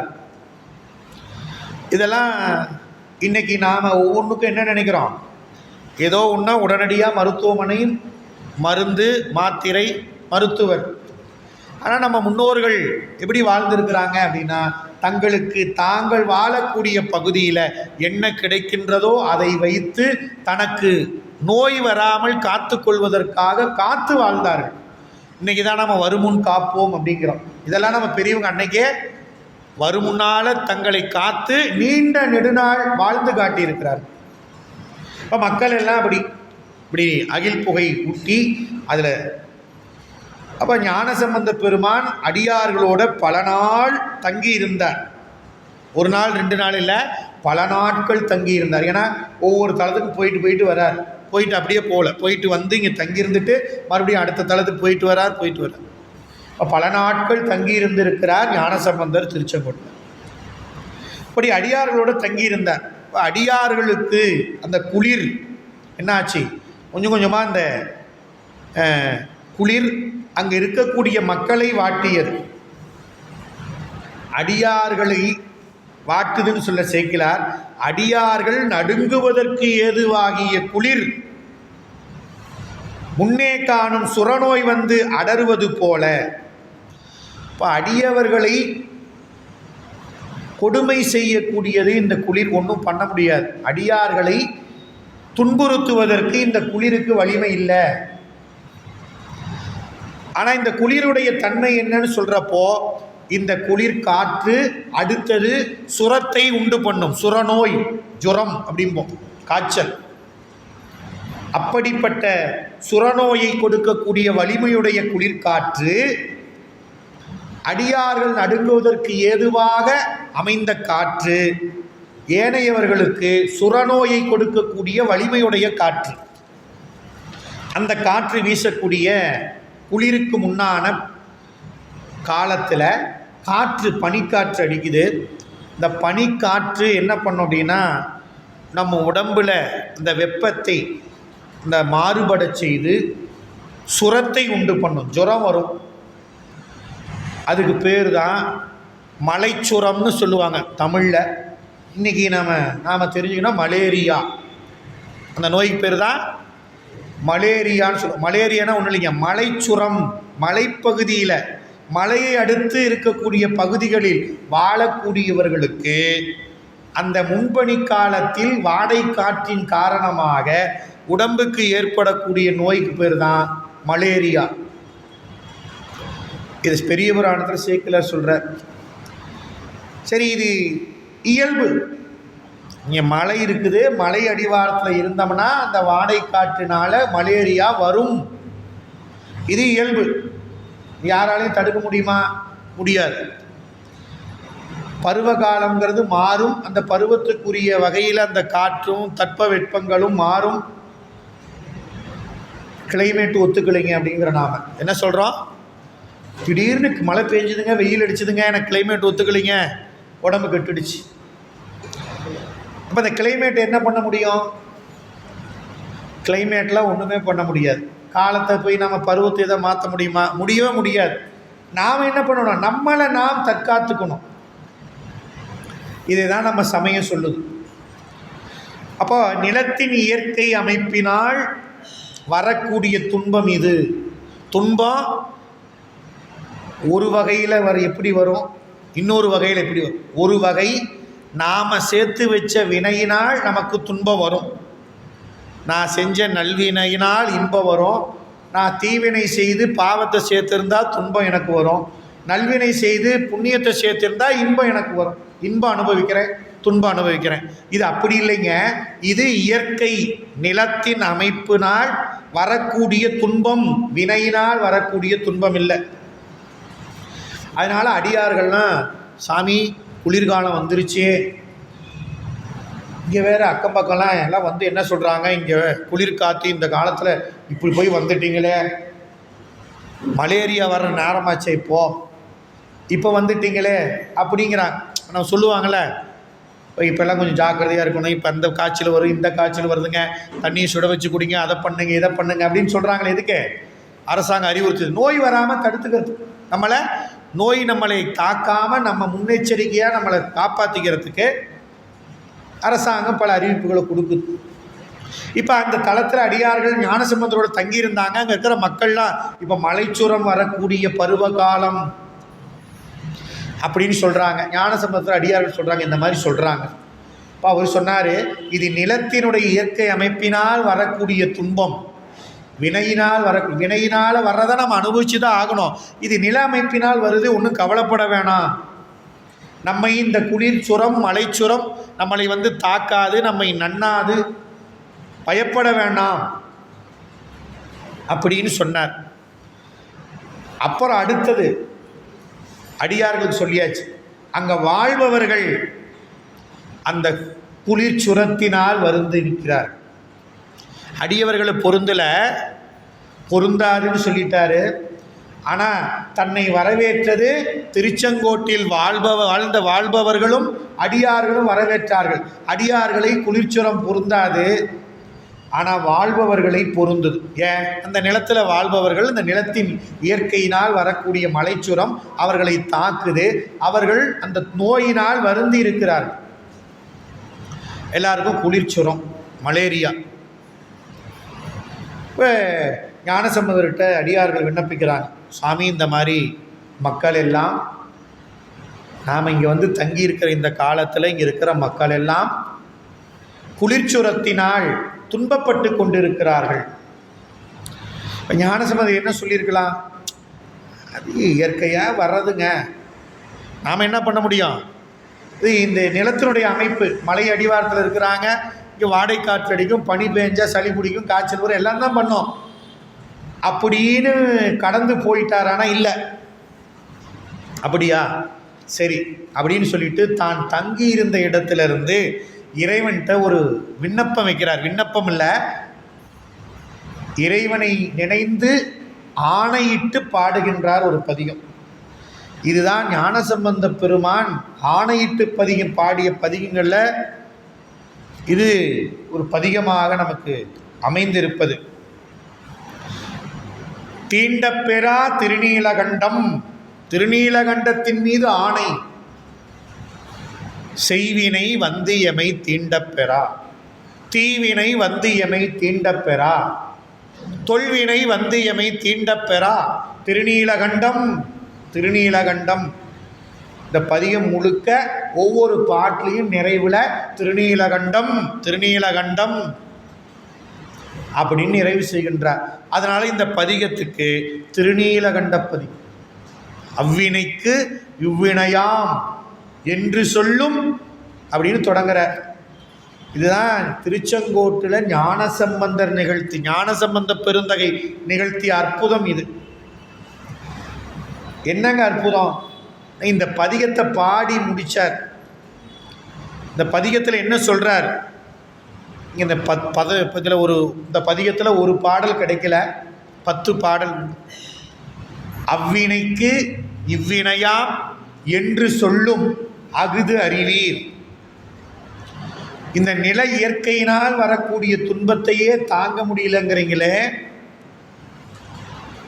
நீங்கள் சேர்த்து வச்ச வினையின் காரணமாகத்தான் உங்களுக்கு துன்பம் வருங்கிறது உங்களுக்கு தெரியுமா அப்படின்னு ஒரு அருள் உபதேசத்தை இந்த பதிகத்தின் வாயிலாக நமக்கு ஞானசம்பந்தர் திருச்செங்கோட்டில் இருக்கிறவங்களுக்கு மட்டும் இல்லை, கொங்கு நாட்டில் இருக்கிறவங்களுக்கே மறுபடியும் இந்த நோய் தாக்காத ஒரு அற்புதத்தை இந்த பதிகம் செய்தது, ஞானசம்பந்தர் செய்தார். இங்கே திருச்செங்கோட்டில் அந்த வட்டம், கிராமம், நகரம் மட்டும் இல்லைங்க, அதன் பிறகு இந்த நாடு முழுக்க அந்த நோயை வராமல் தடுத்திருக்கிறார்.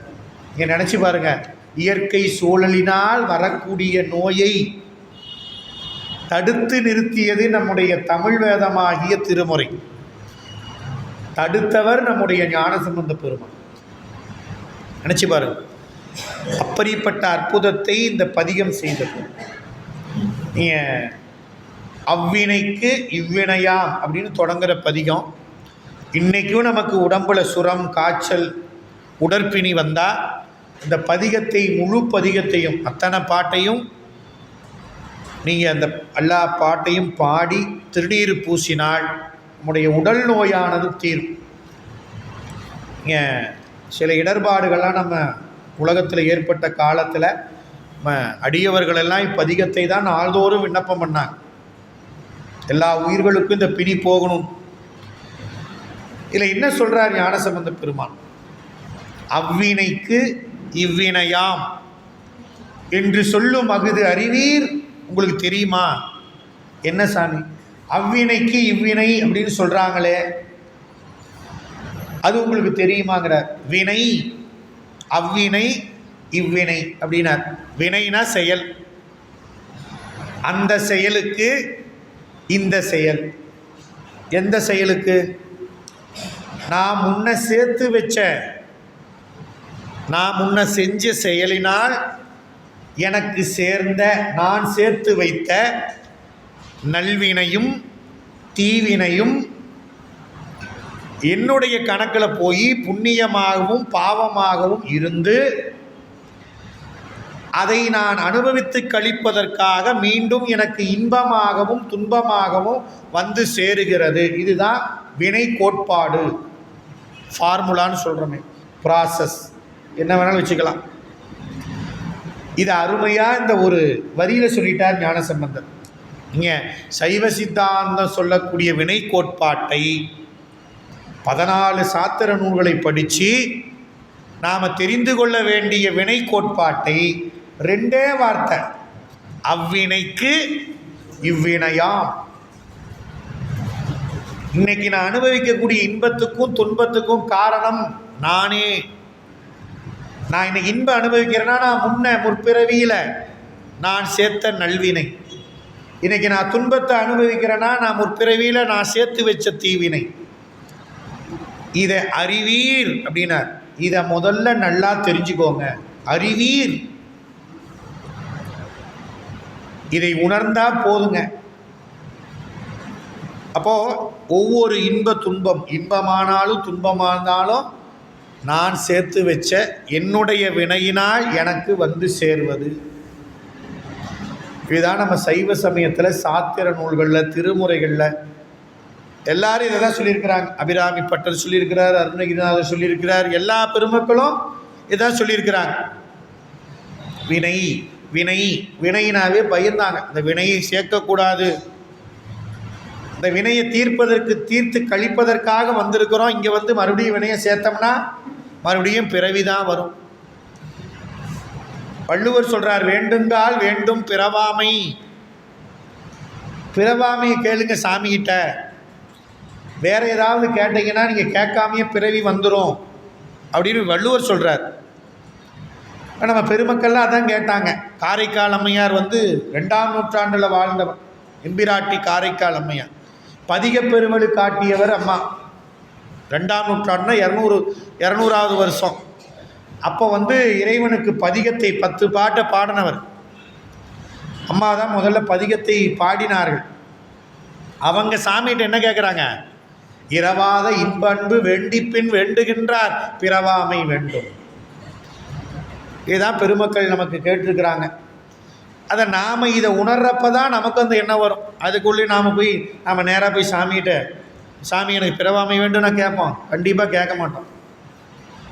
நமக்கு ஏங்க நாளைக்கு பொழப்புக்கு என்ன வேணுமோ அதைத்தான் கேட்கணும் இல்லையா? நாளைக்கு எனக்கு என்னங்க வேணும்? வந்தாச்சு, இப்போ வாழ்கிறதுக்கு என்ன வேணும்? முதல்ல அது நமக்கு பூர்த்தி ஆனாதானே அடுத்ததை பற்றி யோசிப்போம். மதியம் சாப்பிட்டாச்சு, இன்னும் 1 மணி நேரத்தில் பசி. அது இரவு உணவு சாப்பிட்ணும். இரவு உணவு கிடைக்கல, என் வயிற்றுக்கு உணவு இல்லை, உடல் பிணி, எங்கேயாவது கடவுளை நினைக்க முடியுமா? அடையாங்க, நானே ஒரு வாய் சோறு இல்லாமல் கஷ்டப்பட்டு கிடக்கிறேன், நீங்கள் போய் அந்த சாமி இந்த சாமின்னு இருக்கிறீங்க. அப்போது நம்ம வாழ்க்கையில் நமக்கு அடிப்படை தேவைகள் அது நிறைவானாதான் அடுத்தது என்ன நினைப்போம்? இறைவனை நினைக்க முடியும். இது இறைவன் இந்த உலகத்தில் நம்ம வாழ்வதற்குரிய எல்லாத்தையும் படைத்து தந்து கொண்டிருக்கின்றான் இறைவன். எல்லா உயிர்களுக்கும் கருணை செய்து கொண்டிருக்கின்றான் இறைவன். அது எல்லாருக்கும் பொதுவாக கிடைக்குது, அதில் எந்த குறையும் கிடையாது. நான் போய் சாமி கும்பிட்டாதான் எனக்கு கிடைக்கும், சாமி கும்பிடாதவங்களுக்கு கிடைக்காதுன்னு சொல்ல முடியுமா? என்னங்க, கிடையாது.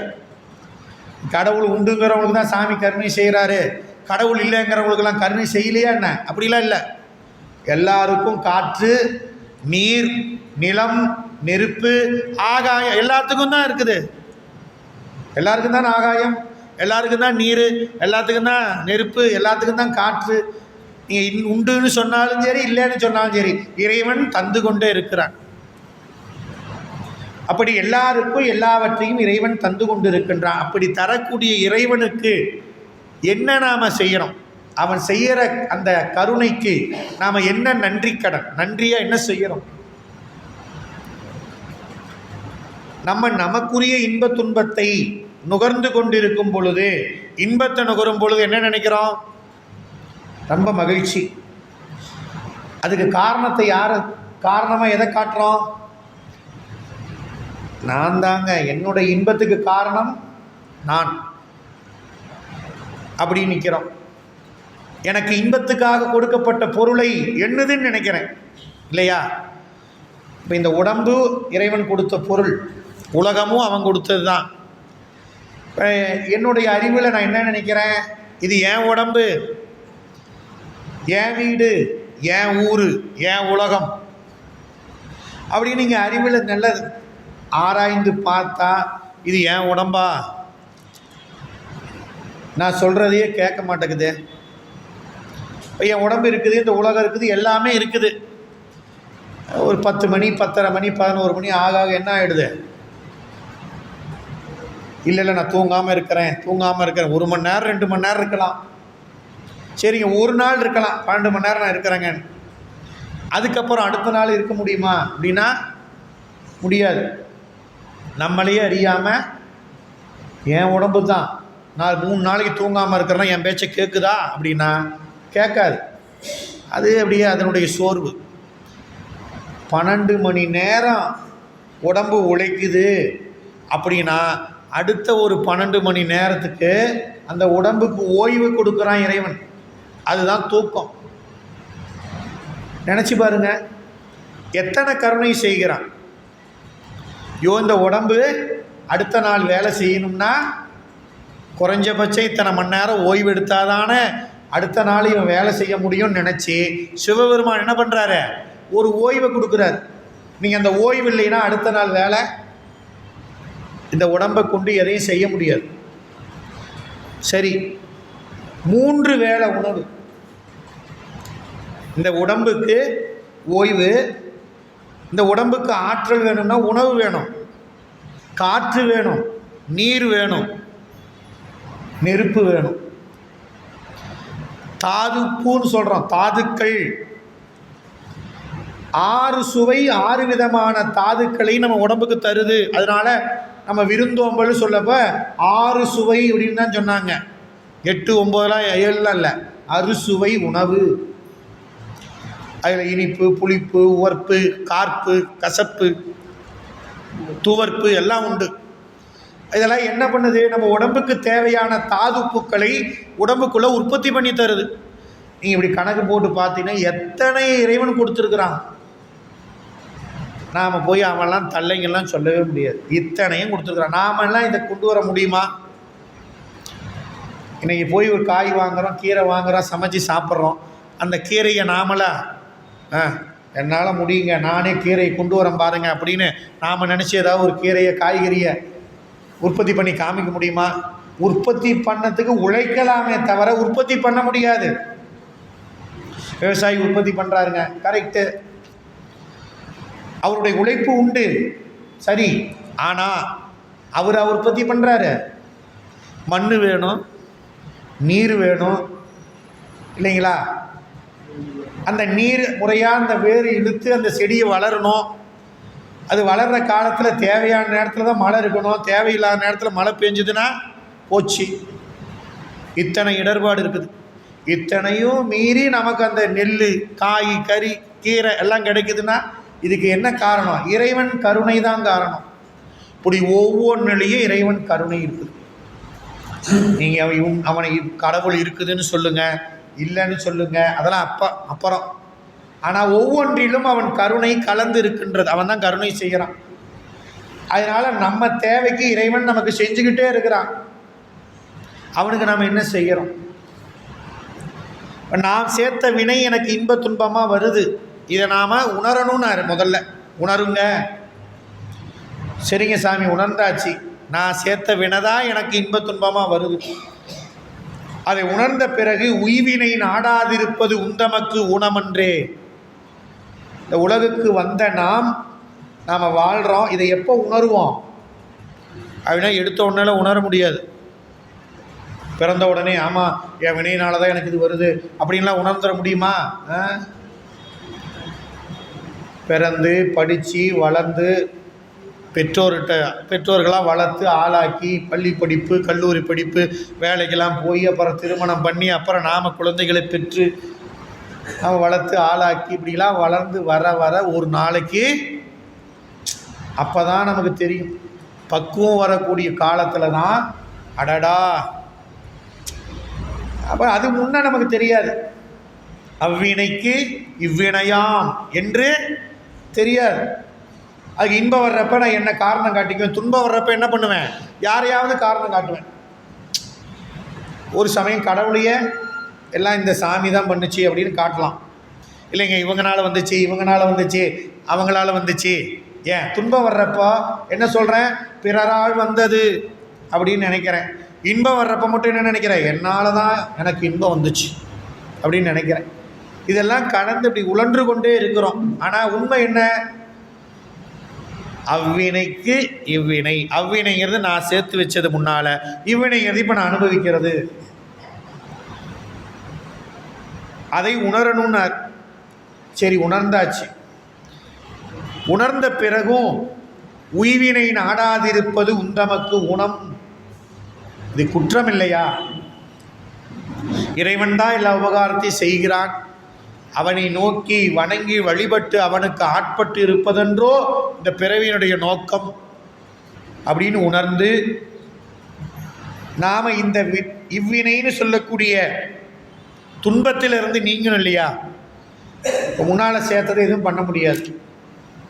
முன்னால் சேர்த்து வச்சது தான். அதை போய் நாம் ஏதாவது பண்ண முடியுமா அப்படின்னா ஒன்றும் பண்ண முடியாது. அது கணக்கில் சேர்ந்துருச்சு. இந்த வினையை நாம் மாற்ற முடியுமா? முடியாது. ரெக்கார்ட் ஆயிடுச்சு. இப்போ இதை மாற்றணுன்னா யார் மாற்ற முடியும் அப்படின்னா ரெக்கார்ட் பண்ணவர் தான் மாற்ற முடியும். நீங்கள் ஒரு செக்கு எழுதுகிறோம், ஒருத்தருக்கு செக் எழுதி கொடுக்குறேன். செக் எழுதி கொடுத்துட்டேன். அவர் பேங்க்கு கொண்டு போய் அவர் அக்கௌண்ட்டு கணக்கில் போடுறாரு. பேங்க்கில் அது ரிட்டன், இந்த காசோலைக்கு பணம் தர முடியாதுங்க, ஏன் இதில் தேதி தப்பாக இருக்குது, 2024 போகிறதுக்கு 2025 போட்டிருக்குது அப்படின்னு கொடுத்துட்றாங்க. இப்போ அவரே அங்கே பேனாவை எடுத்து அதை 2025 திருத்தி 2024 திருத்தி மறுபடியும் கொடுத்தாருன்னா வாங்குவாங்களாண்ணா? கம்முன்னு எடுத்துகிட்டு போயிடுன்றாங்க. யார் இந்த கையெழுத்தை போட்டாரோ செக்கில் அவரே தான் திருத்தி அங்கே ஒரு கையெழுத்து போட்டால் தான் செல்லும். அவன் மறுபடியும் வந்து திருத்தி கையெழுத்து போட்டால் தானே செல்லுது. அப்போ இந்த வினை கணக்கை எழுதவன் நினச்சா தான் அதை திருத்த முடியும். நாம் ஒன்றும் பண்ண முடியாது. அப்போ நான் இன்பம் அனுபவிக்கிறேன், துன்பம் அனுபவிக்கிறேன், எனக்கு இப்படி இருக்குதுங்க அப்படின்னு சொல்லி புலம்பிக்கிட்டே இருக்கிறதுனால என்ன ஆக போகுது? ஒன்றும் ஆகாது. இப்போ இந்த துன்பம் நான் அனுபவிக்கிறேனே, நான் அனுபவிப்பாமல் இருக்கிறதுக்கு என்ன வழி அப்படின்னு நம்ம யோசிக்கணுமா இல்லையா? அதான் ஞானசம்பந்தர் கேட்குறார். வந்தோம் பிறந்தோம், இன்பத்தை அனுபவிக்கிறோம், துன்பத்தை அனுபவிக்கிறோம். இன்பம் இருக்குது, இன்பமாக நினைக்கிறது ஒரு நாளைக்கு துன்பம் ஆகிடுது. ஏங்க இப்படி ஆகுது? நினச்சி பாருங்க. இப்போ நாம் இன்பம்னு நினைக்கிறோமே, அது கடைசி வரணும், நான் வாழ்கிற கடைசி நாள் வரலும் இன்பமாக இருக்குதா அப்படின்னு யாராலையும் சொல்ல முடியாது. நான் நேற்று இன்பமாக நினச்சது இன்றைக்கி என்னாச்சு? ஒரு உதாரணம் சொன்னால் நமக்கு புரியும். நான் நேற்று வரலும் விரும்பி சாப்பிட்டேன் ஸ்வீட், எனக்கு லட்டு பிடிக்கும், இல்லை ஜிலேபி பிடிக்கும், ஏதோ ஒன்று வச்சுக்கோங்க. விரும்பி சாப்பிட்டேன் அந்த உணவு. அதை நான் சாப்பிட்றப்போ இன்பம். ஒரு உடலில் ஏதாவது ஒரு நமக்கு ஒரு குறைபாடு வர்றப்போ மருத்துவர்கிட்ட போய் பரிசோதனை பண்ணுறப்போ என்ன சொல்லிட்டாரு? ரத்தத்தில் உங்களுக்கு சர்க்கரையினுடைய அளவு அதிகமாகிடுச்சு, அதனால் இனிப்பை பற்றி நீங்கள் நினைக்கவே கூடாது அப்படின்ட்டார். இப்போ நேற்று வரல இந்த பேரை கேட்ட உடனே நாக்கு ஊறிச்சு, சாப்பிட்ணுன்னு நினச்சேன், விரும்பினேன், 1 இல்லைன்னா 2 3 விரும்பி சாப்பிட்டேன். இன்றைக்கி மருத்துவர்கிட்ட போயிட்டு வந்த அடுத்த நிமிஷம் லட்டு அப்படின்னு பேரை கேட்டோன்னு என்ன நினைக்கிறேன்? அதை நாக்கு மறுபடியும் அதே மாதிரி ஊறிச்சா? இப்போ நேற்று வரல இன்பம்னு நினச்சனே, இன்றைக்கி என்னாச்சு? அது துன்பம். இது மாதிரி தான் எல்லாமே. இது அனுபவத்துக்கு வர்றப்போ தான் உணர முடியும். நம்ம வார்த்தையில் சொல்லிலாம் படித்தோ கேட்டோ இதை நாம் உணர முடியாது. தெரிஞ்சுக்கலாம், ஆனால் அறிய முடியாது. அறிவது வேற, தெரிவது வேற. இங்கே ஞானசம்பந்தர் கேட்குறது என்னென்னா, அறிவீர், உணருங்க. நீங்கள் இதுதான் ஒரு உதாரணம். இதிலேருந்து எல்லாம் நம்ம நினச்சி பாருங்கள். இன்பமாக தெரிகிறது, துன்பமாக மாறிடுது. இப்படி இன்பம் துன்பம் அப்படின்னு கடந்து சுற்றிக்கிட்டே இருக்கிறமே, இதிலேருந்து தப்பிக்கணும்னு நினைக்க வேணாமா? உய்வினை நாடாதிரு, இதிலேருந்து தப்பிக்கிறதுக்கு வழி என்ன அப்படின்னு நினைக்காம இருக்கிறீங்களே, அது குற்றம் இல்லையா? உய்வினை நாடாது இருப்பது உந்தமக்கு ஊனமன்றே, அது குற்றம் இல்லையா? சரிங்க சாமி, என்னதான் பண்ணுறது? இதிலிருந்து தப்பிக்கிறதுக்கு என்ன சாமி பண்ணுறது அப்படின்னு அதுக்கு விடை சொல்கிறார் ஞானசம்பந்தர். கைவினை செய்து எம்பிரான் கழல் போற்றுதும் நாம் அடியோ, செய்வினை வந்து எமை தீண்டப் பெறா திருநீலகண்டம். என்னைன்னு சொல்லல, செய்வினை வந்து எமை, எமைனா எம்மை அப்படின்னா எல்லாத்தையும், நம்மை அப்படின்னு பொருள். இப்போ அடியார்களுக்கு அந்த உறுதிப்பாட்டை கொடுக்குறார், மக்களுக்கு சொல்கிறார். முதல் 2 வரி சொல்கிறார், அடியவர்களுக்கு சொல்லணும்னு அவசியம் இல்லை. ஏன்? அவங்களுக்கு தொடர்பு என்னங்கிறத முதையே சேக்கிலார் காமிச்சிட்டார். இறைவன் மீது அன்பும் அவனிடத்தில் அடிமையுமே அடியவர்கள் உயிருக்கும் ஆண்டவனுக்கு இருக்கிற ஒரே தொடர்பு. அவங்களுக்கு ஏனைய தொடர்பு இல்லை. ஆனால் வாழ்பவர்களுக்கு என்ன தொடர்பு உண்டு? உடல் ஊர் தொடர்பு உண்டு. உடல் உலகம் ரெண்டும் தொடர்பு. அப்போ உலகத் தொடர்பினால் இந்த நோய், ஏனைய தொடர்புகளால பிற நோய். என்ன இந்த பிற நோய் அப்படின்னா, நம்ம எதையெல்லாம் பொய்யோ அதைத்தான் மெய்யின்னு நினைக்கிறோம். எல்லாமே பொய் அப்படின்னு தான் நம்ம பெரியவங்க எல்லாம் சொல்லியிருக்கிறாங்க. எல்லாம் கேட்டுட்டோம், படிக்கிறோம். ஆனால் உணர்வுக்கு வரல. வராதனால என்ன நினைக்கிறோம்? மணிவாசகர், நம்ம நம்பி ஆரூரர் எல்லாமே பாடுறாங்க, இந்த பொய்யான உலகத்தை, பொய்யாய உலகத்தே புக்கழுந்தி நாள்தோறும் மெய்யாக கருதி கிடப்பேனை அப்படின்னு மணிவாசகர் சொல்கிறார். அது தெரியுது நமக்கு பொய் அப்படின்னு. ஆனால் அதை தான் என்ன நினைக்குது? அறிவு மெய்யின்னு நினைக்குது. அப்படி வாழக்கூடியவர்களுக்கு கேட்குறாரு, அவ்வினைக்கு இவ்வினையாம் என்று சொல்லும் அகுதறிவீர், உய்வினை நாடாதிருப்பது உந்தமக்கு ஊனமன்றே. அப்போ என்ன பண்ணணும்? கைவினை செய்யணும்.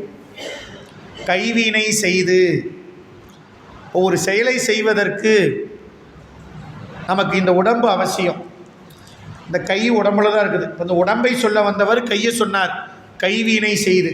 இந்த கையின்னு சொல்கிறப்போ நம்ம இந்த கையும் பொருள், கையினால் இறைவனுக்கு தொண்டு செய்கிறதுன்னு ஒரு பொருள். இன்னொன்று கையினால் ஒழுக்கம் அப்படின்னு ஒரு பொருள் உண்டு. மணிவாசகர் பாடும் பொழுது, மெய்தான் அரும்பி விதிர் விதிர்த்து உன் விரையார் கலக்கு என் கைதான் தலை வைத்து அப்படின்னு பாடினவர். அந்த பாடலில் கடைசி வரியில் கைதான் நெகிழவிடேன் உடையாய் அப்படிம்பார். முதல் சொன்ன கைக்கு நம்ம கை, ரெண்டாவது சொல்கிற கைக்கு ஒழுக்கம்னு பொருள். அப்போது சைவமாம் நன்னெறி ஆகிய ஒழுக்கத்தில் வாழ்வது தான் நாம் உய்வதற்கு வழி. கைவினை செய்து எம்பிரான் கழல் போற்றுதும், இந்த உடலினால் அவனுக்கு தொண்டு செய்து பணிகள் செய்து அவன் திருவடியை போற்றணும். அவன் திருவடியை போற்றினால் போற்றக்கூடிய அடியவர்களுக்கு செய்வினை வந்து தீண்டக்கூடாது.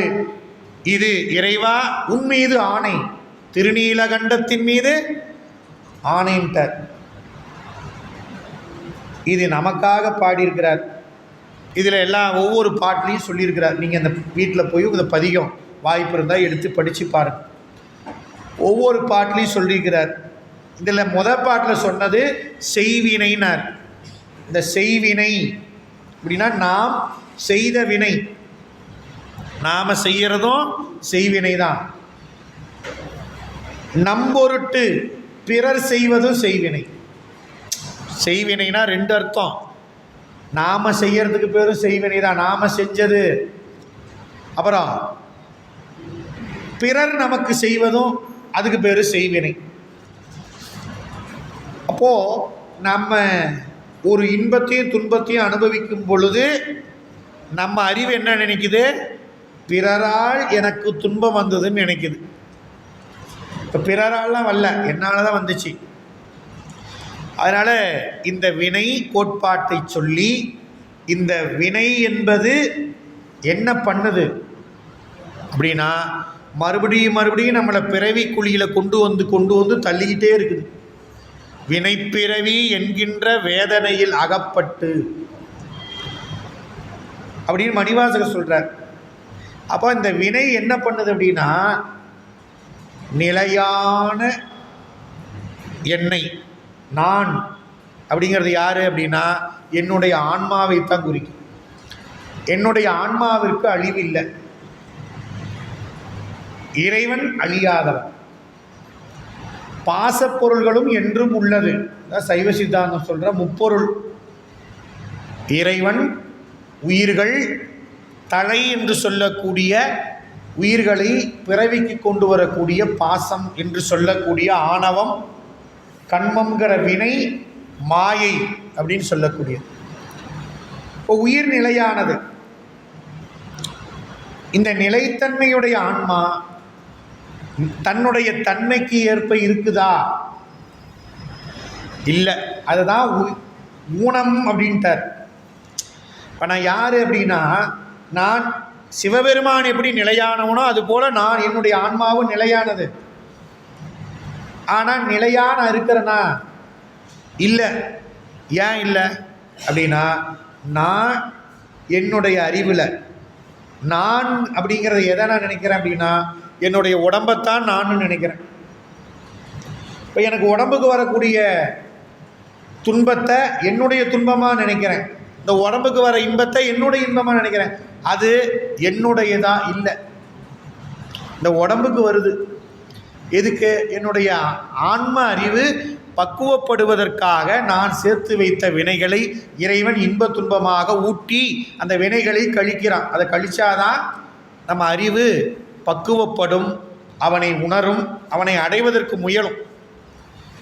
அதை நினைக்காதவர்களும் நாம குற்றமுடையவர்கள், ஊனம் அன்றே அப்படின்னார். இறைவனுக்காக தொண்டு செய்ய முன்வராத வரையிலும் நமக்கு உயிர் குற்றமுடையவர்களாகத்தான் இருக்கிறோம். அப்போ நான் எனக்குலாம் நான் எந்த குற்றமும் இல்லைங்க அப்படின்னு யாராலையும் சொல்ல முடியுமானா முடியாது. வார்த்தை அளவில் சொல்லானா உண்மை இல்லை.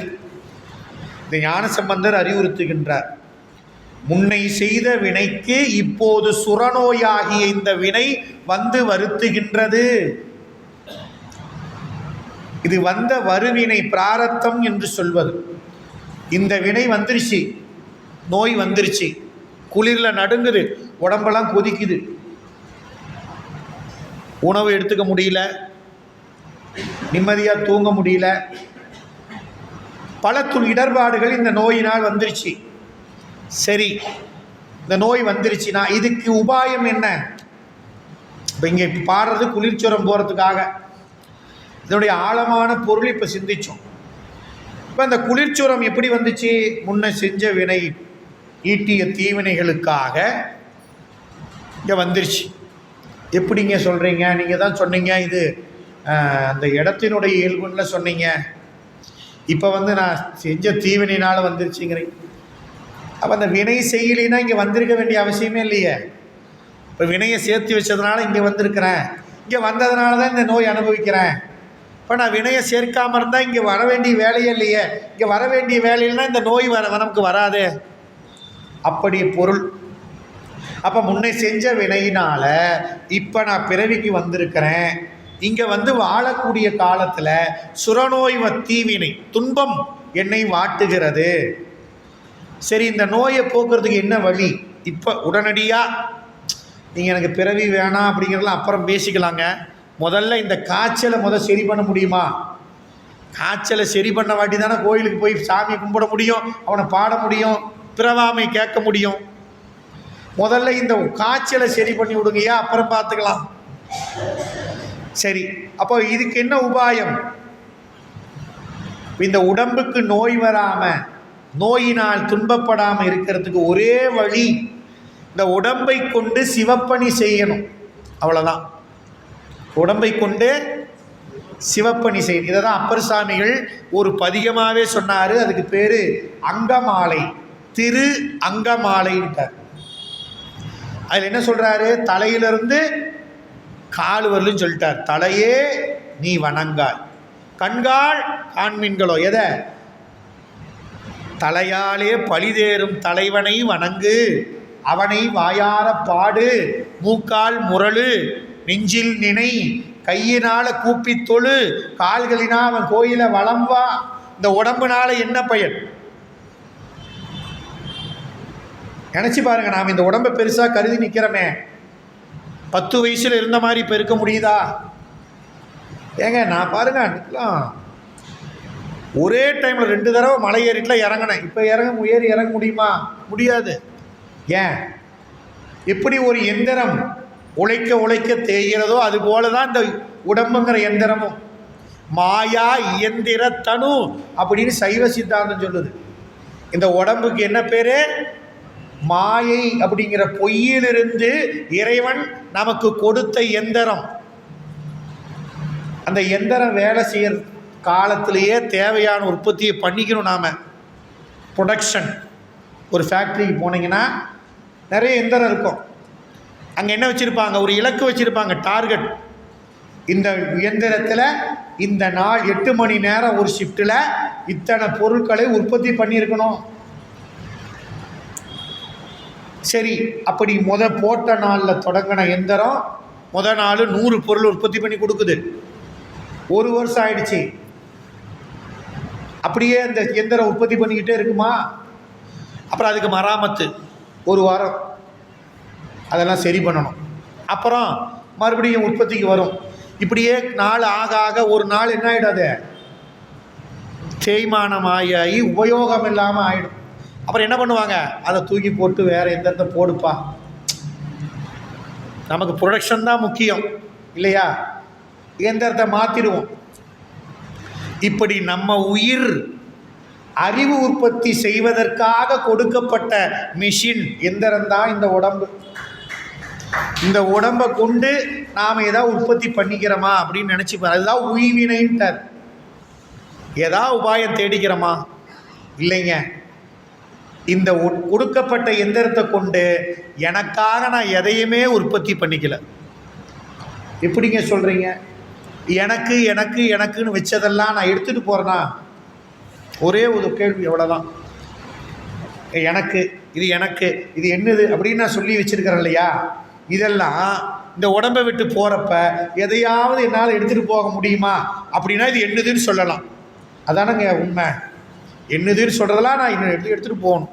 இந்த உடம்பு போகிறப்ப எல்லாம் உடம்பு கூட போகுதா? எல்லாமே இருக்குதே, உடம்பு மட்டும்தான் போகுது. இந்த உடம்போடு நம்ம வாழ்ந்தப்போ நம்ம கூட வாழ்ந்தவங்களும் இங்கே தான் இருக்கிறாங்க. நம்ம வாழ்ந்த வீடு இருக்குது, நம்ம வாழ்ந்த ஊர் இருக்குது, இந்த உலகம் இருக்குது, நீர் நெருப்பு காற்று எல்லாம் தான் இருக்குது. ஆனால் எது இல்லை? தேய்மானமாகி வேலைக்காகாமல் போச்சுங்கிற உடம்பு. ஆனால் என்ன நினைக்கிறோம்? இந்த உடம்புக்கு எந்த நோயும் வரக்கூடாதுன்னு நாம் மயங்குறோம். நாம் சொல்ல முடியுமா? வண்டி வாங்கி ஓட்டுறோம், 15 வருஷம் ஆச்சுன்னா அதுக்கு எஃப்சி காமிக்கணும். நீங்கள் ஆர்சி புக்கில் போட்டு தான் கொடுப்பாங்க. புது வண்டி எடுக்கிறப்பயே 2024 இந்த டிசம்பர் 23ஆம் தேதி எடுக்கிறீங்கன்னா அடுத்த 15ஆவது வருஷம் 22ஆம் தேதி டிசம்பர் 2024 கூட்டல் 15 போட்டு 2039ஆவது வருஷம் டிசம்பர் மாதம் 22ஆம் தேதியோட இந்த வண்டிக்கு வாய்தா முடிஞ்சிருச்சு. மறுபடியும் இதுக்குள்ள எந்திரங்கள்லாம் ஆல்ட்ரு பண்ணி மாற்றி இது நல்லா ஓடுதுன்னு ஃபிட்டு காமிச்சாதான் அந்த வண்டியை ஓட்ட முடியும் அப்படின்னு அரசாங்க சட்டம். இல்லை என் வண்டிலாம் எதுவும் போகாது, நான் ஓட்டிகிட்டே இருப்பேன் 100 வருஷத்துக்குன்னு சொல்ல முடியுமா? வண்டி லாக்கு போயிடுது, இன்ஜின் போயிடுது, சீட்டு போயிடுது, அது போகுது, இது போகுது, எல்லாம் போயிடுது. போக போக மாற்றிக்கிறோம். ஏன்? அது வேலை செய்யணுமே, வண்டியில் நம்ம போகணுமே. ஆனால் நம்ம உடம்புங்கிற வண்டிக்கு வந்தால் அதை பற்றியெல்லாம் யோசிக்கிறதே இல்லை. அதை யோசிக்காத நிலையத்தான் ஞானசம்பந்தி பதிகத்தில் சொல்கிறாரு. உய்வினை நாடாது இருப்பது இந்த உந்தமக்கு ஊனமன்றே. உற்பத்தி, உன் அறிவு உற்பத்தி செய்வதற்காக இறைவன் கொடுத்த இந்த எந்திரத்தை வச்சு நீங்கள் உற்பத்தி பண்ணிக்கணும் இல்லையா அறிவை? அந்த அறிவு எந்த அறிவு? மெய்யறிவை உற்பத்தி பண்ணிக்கணும். அதுக்கு என்னங்க பண்ணுறது? எப்படிங்க இந்த எந்திரத்தை வச்சு மெய்யறிவை நான் உற்பத்தி செய்து கொள்வது? அதுக்கு தான் கைவினை செய்து எம்பிரான் கழலை போற்றுங்கள் அப்படின்னார். உங்கள் கையினால் உங்கள் உடம்புனால இறைவனுக்கு ஒரு தொண்டு செய்யுங்க. இப்போ நமக்கு என்ன கேள்வினா, சிவனடியார், சிவன் பெருமானுக்கு அன்பு செலுத்துவோம், யார் வேணாலும் இருக்கலாம். நீங்கள் ஒரு குருவை எடுத்துக்கொள்ளலாம், இல்லை நான் இவரை வழிபடுறேங்க, நான் இந்த கடவுளை கும்பிட்றேங்க அப்படின்னு பலவாறு இருக்கலாம். ஆனால் எல்லாருக்கும் அடிப்படை என்ன வேணுங்க? பிரதிபலன் பார்க்காம, எதிர்பார்ப்பு இல்லாமல் நாம் செய்யக்கூடிய வேலைக்கு தொண்டுன்னு பேர். எதிர்பார்ப்பு இருந்தால் அதுக்கு பேர் தொழில், எதிர்பார்ப்பு இல்லைன்னா அதுக்கு பேர் தொண்டு. அவ்வளோதான். இதை தான் இறைவன் எதிர்பார்க்குறான். அதுக்கு தான் உய்வினைன்னு ஞானசம்பந்தர் சொன்னார். இப்போ நாம் ஒரு எதிர்பார்ப்பு இல்லாமல், இப்போ என்னை ஆட்கொண்ட ஒரு குருநாதருக்கோ, இல்லை என்னுடைய நான் வழிபடக்கூடிய தெய்வத்துக்கோ, என்னை பெற்றெடுத்த தாய் தந்தையருக்கோ, என்னுடைய ஆசிரியருக்கோ, எப்படி வேணாலும் இருக்கலாம், எங்கே வேணாலும் தொண்டு செய்யலாம். நாம் தொண்டு சிவனடியார், இல்லை அவருக்கு அடியார், இவருடைய தொண்டர், துறவி, சன்னியாசி இப்படின்னு சொன்ன உடனே என்ன நினச்சிட்றோம்? என்னங்க இங்கே போட்டால் முத்திங்கிறாங்க, பிறவி இருக்கக்கூடாதுங்கிறாங்க, நமக்கு ஆகிறத சொல்கிற மாதிரியே தெரியலையேங்க இந்த சொற்பொழிவில் அப்படின்னு நினைக்கிறோம். அப்போ நம்ம சமயம் என்ன சொல்லுது? எல்லாத்தையும் விட்டுட்டு வான்னா சொல்லலைங்க, எல்லாத்தையும் விட்டுட்டு வான்னு சொல்லலை. மனைவி விட்டுட்டு கணவன் வந்துரு, கணவன் விட்டுட்டு மனைவி வந்துரு, பிள்ளைங்களை விட்டுட்டு வந்துரு, அவன் விட்டுட்டு வந்துரு, எல்லாம் விட்டுட்டு வந்துரு, அதுக்கு வேற நிலை, அதுக்கு பேர் துறவு. நாம் இருக்கிற இல்லறம், நமக்கு அப்படி சொல்லலை. துறவு நிலைக்கு வந்தால் தான் இறைவனை அடைய முடியும் அப்படிங்கிறத மட்டும் நம்ம சமயம் சொல்லலை. இல்லறத்தில் வாழ்ந்தாலும் இறைவனை அடையலாம் என்று வாழ்ந்து காட்டியவர்கள் நம்ம பெருமக்கள். அப்போ உய்வினை என்பது எல்லாத்தையும் விட்டுட்டு தான் செய்யணுங்கிறது இல்லை, எல்லாவற்றையும் பெற்று வாழ்ந்து கொண்டே நாம் தொண்டு செய்யலாம். அதனால் உய்வினைன்னு சொல்லிட்டாரு. இப்போ எல்லாத்தையும் விட்டுட்டு நான் செய்கிற வேலையை விட்டுறலாம், குடும்பத்தை விட்டுறலாம், நான் சிவனே கதின்னு போய் உட்காந்துக்கலாம் அப்படிங்கிறது இல்லை. வாழ்கிறப்பயே எல்லாத்தையும், எல்லாத்தோடும், எல்லா பொருளோடும், மனைவி, மக்கள், சுற்றம், வீடு, வாசல், காரு, பங்களா எல்லாத்தோடையும் வாழ்ந்து கொண்டு இருக்கிறப்பயே சிவனே கதின்னு வாழ்வது தான் உய்வினை. எல்லாத்தையும் விட்டுட்டு சிவனே கதின்னு இல்லை, எல்லாவற்றுக்கூடும் வாழும் பொழுது இதெல்லாம் சிவபெருமான் கொடுத்தது அப்படின்னு ஒவ்வொரு நிமிடமும் அவன் கொடுத்ததுன்னு நினச்சி வாழ்வது தான் உய்வினை. அப்படி கொடுத்தவனுக்கு என்ன செய்யலாம்? இங்கேருந்து ஒரு கிலோமீட்டர் நடக்க முடியலைங்க, எனக்கு கொஞ்சம் ட்ராப் பண்ணுங்க அப்படின்னு ஒருத்தரை கேட்குறோம். 1 மணி நேரமாக பேருந்தும் வரல, ஒரு ஆட்டோவும் வரல. சரி அப்படின்னு ஒருத்தர் வண்டியில் நிறுத்தி நம்மளை கொண்டு வந்து இங்கே விடுறார். விட்டோன்னே என்ன சொல்கிறோம்? ரொம்ப very very thank you very much, ரொம்ப நன்றி அப்படின்னு சொல்கிறோம். எதுக்கு? ஐயோ யாருன்னே தெரியலிங்க, அவர் நான் கேட்டேன் உடனே கொண்டு வந்து அவர் வண்டியில் ஏற்றி கொண்டாந்து இங்கே விட்டுட்டாருங்க, அவருக்கு ஒரு நன்றி சொல்கிறோம். இப்படி நம்ம வாழ்க்கையில் பல நன்றிகள் பல பேர்களுக்கு சொல்கிறோம். ஆனால் நன்றி சொல்ல வேண்டிய ஒருத்தன் இறைவன், அவனுக்கு நாம் நன்றி சொல்கிறோமா அப்படின்னு ஒவ்வொருத்தரும் நாமளே சுயமாக ஆராய்ச்சி பண்ணி பார்த்தீங்கன்னா அதுக்கு விடை நமக்கு கிடைக்கும். அவனுக்கு என்ன நன்றி செய்கிறோம் இல்லையே.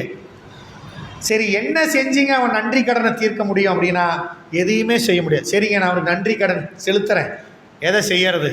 நான் அவன் கோயிலுக்கு போய் ஒரு விளக்கேற்றுறேங்க, அதில் ஒரு மலர் பறித்து ஒரு மாலை கட்டி இறைவனுக்கு கொடுக்குறேங்க, இறைவன் கோயிலுக்கு போய் நான் சுத்தம் பண்ணுறேங்க அப்படின்னு நான் தொண்டு செய்கிறேன்னு வச்சுக்கிட்டாலும் அந்த தொண்டு என்னால் செய்ய முடியுமா அப்படின்னா இறைவன் கருணையும் அவன் படைத்த பொருளும் இல்லாமல் அவனுக்கு நாம் உய்வினைங்கிற தொண்டை செய்ய முடியாது. ஒரு மலர் அவனுக்கு பறித்து போடணுன்னாலும் அவன் அந்த மலரை கொடுத்தா தான் ஆச்சு. நீர் இருக்கணும், மண் இருக்கணும், அந்த செடி வளர்ந்துருக்கணும். இப்படி ஒவ்வொன்றுலையும் அவன் கருணை உண்டு. அவன் அருளாலே அவன் தாள் வணங்கின்னு மணிவாசகர் தெளிவாக சொல்லிட்டார்.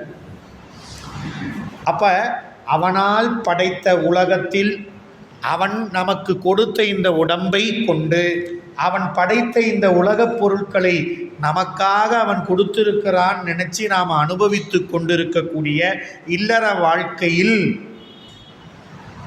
அவனுக்கு நாம் அன்பு செலுத்துவதும் அவனுக்கு அடிபணிந்து ஆட்பட்டு அவனுக்கு நம்மால் இயன்ற தொண்டுகளை செய்வதும் தான் நாம வினையை சேர்த்து மறுபடியும் பிறவிக்கு வராத காக்கக்கூடிய உபாயம் வழி.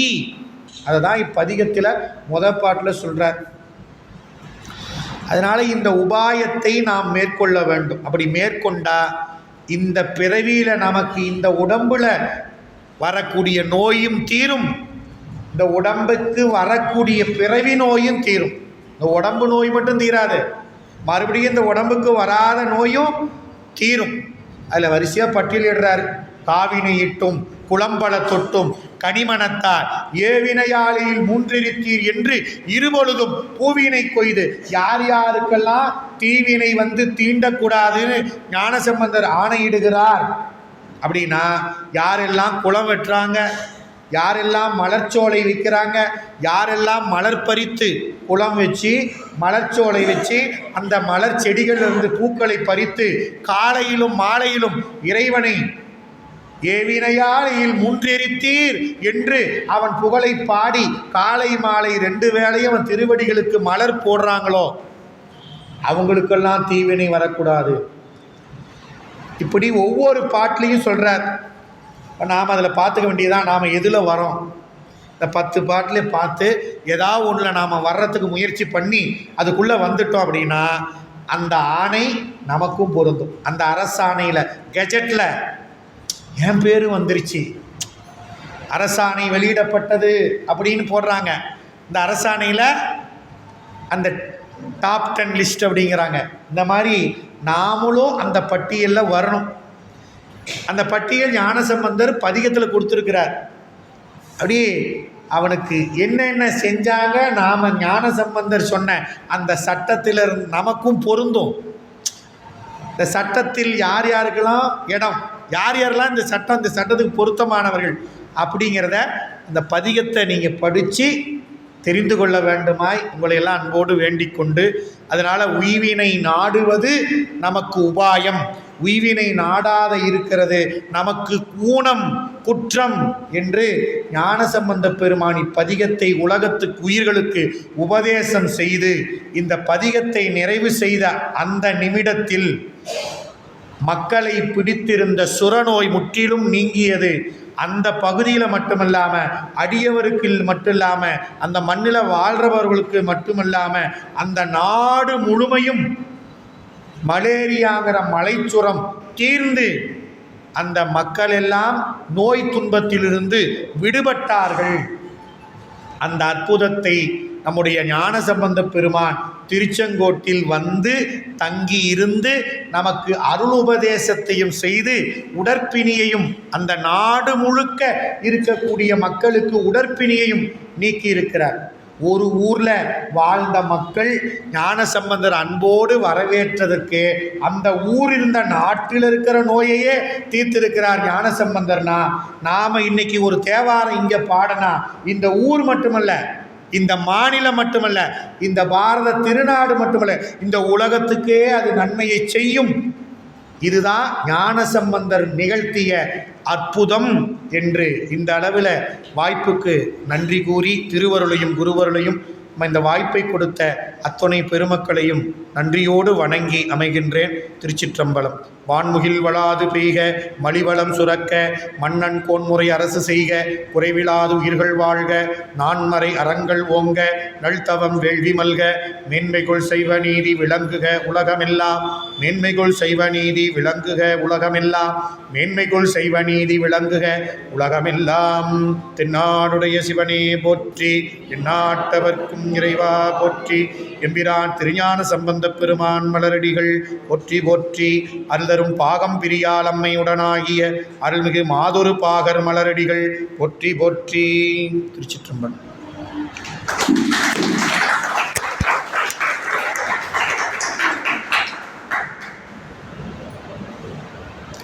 அருமையான அறுசுவையுடன்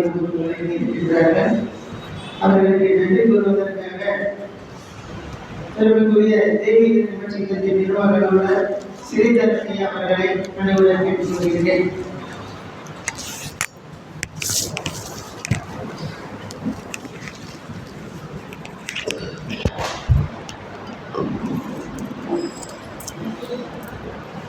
அனைவருக்கும் இளைய மாலை வணக்கங்களை அகில பாரதிய சன்னியாசிகள் சங்கம் சுவாமி ராமானந்தாவின் ஆன்மீக மையம் மற்றும் தெய்வீக தமிழ்கண்ட அறக்கட்டளையின் சார்பை தெரிவித்துக் கொண்டு இந்த மாலை பொழுதிலே ஒரு அருள்மொழி பொழுதிருக்கின்ற நம் சுவாமிகள் அவர்களுக்கும் அறக்கட்டளை சங்கத்தை வந்திருந்த உங்கள் அனைவருக்கும் நன்றியை தெரிவித்துக் கொண்டு அனைவரும் பிரசாதம் பெற்று செல்லுமாறு வேண்டி நன்றியுடன்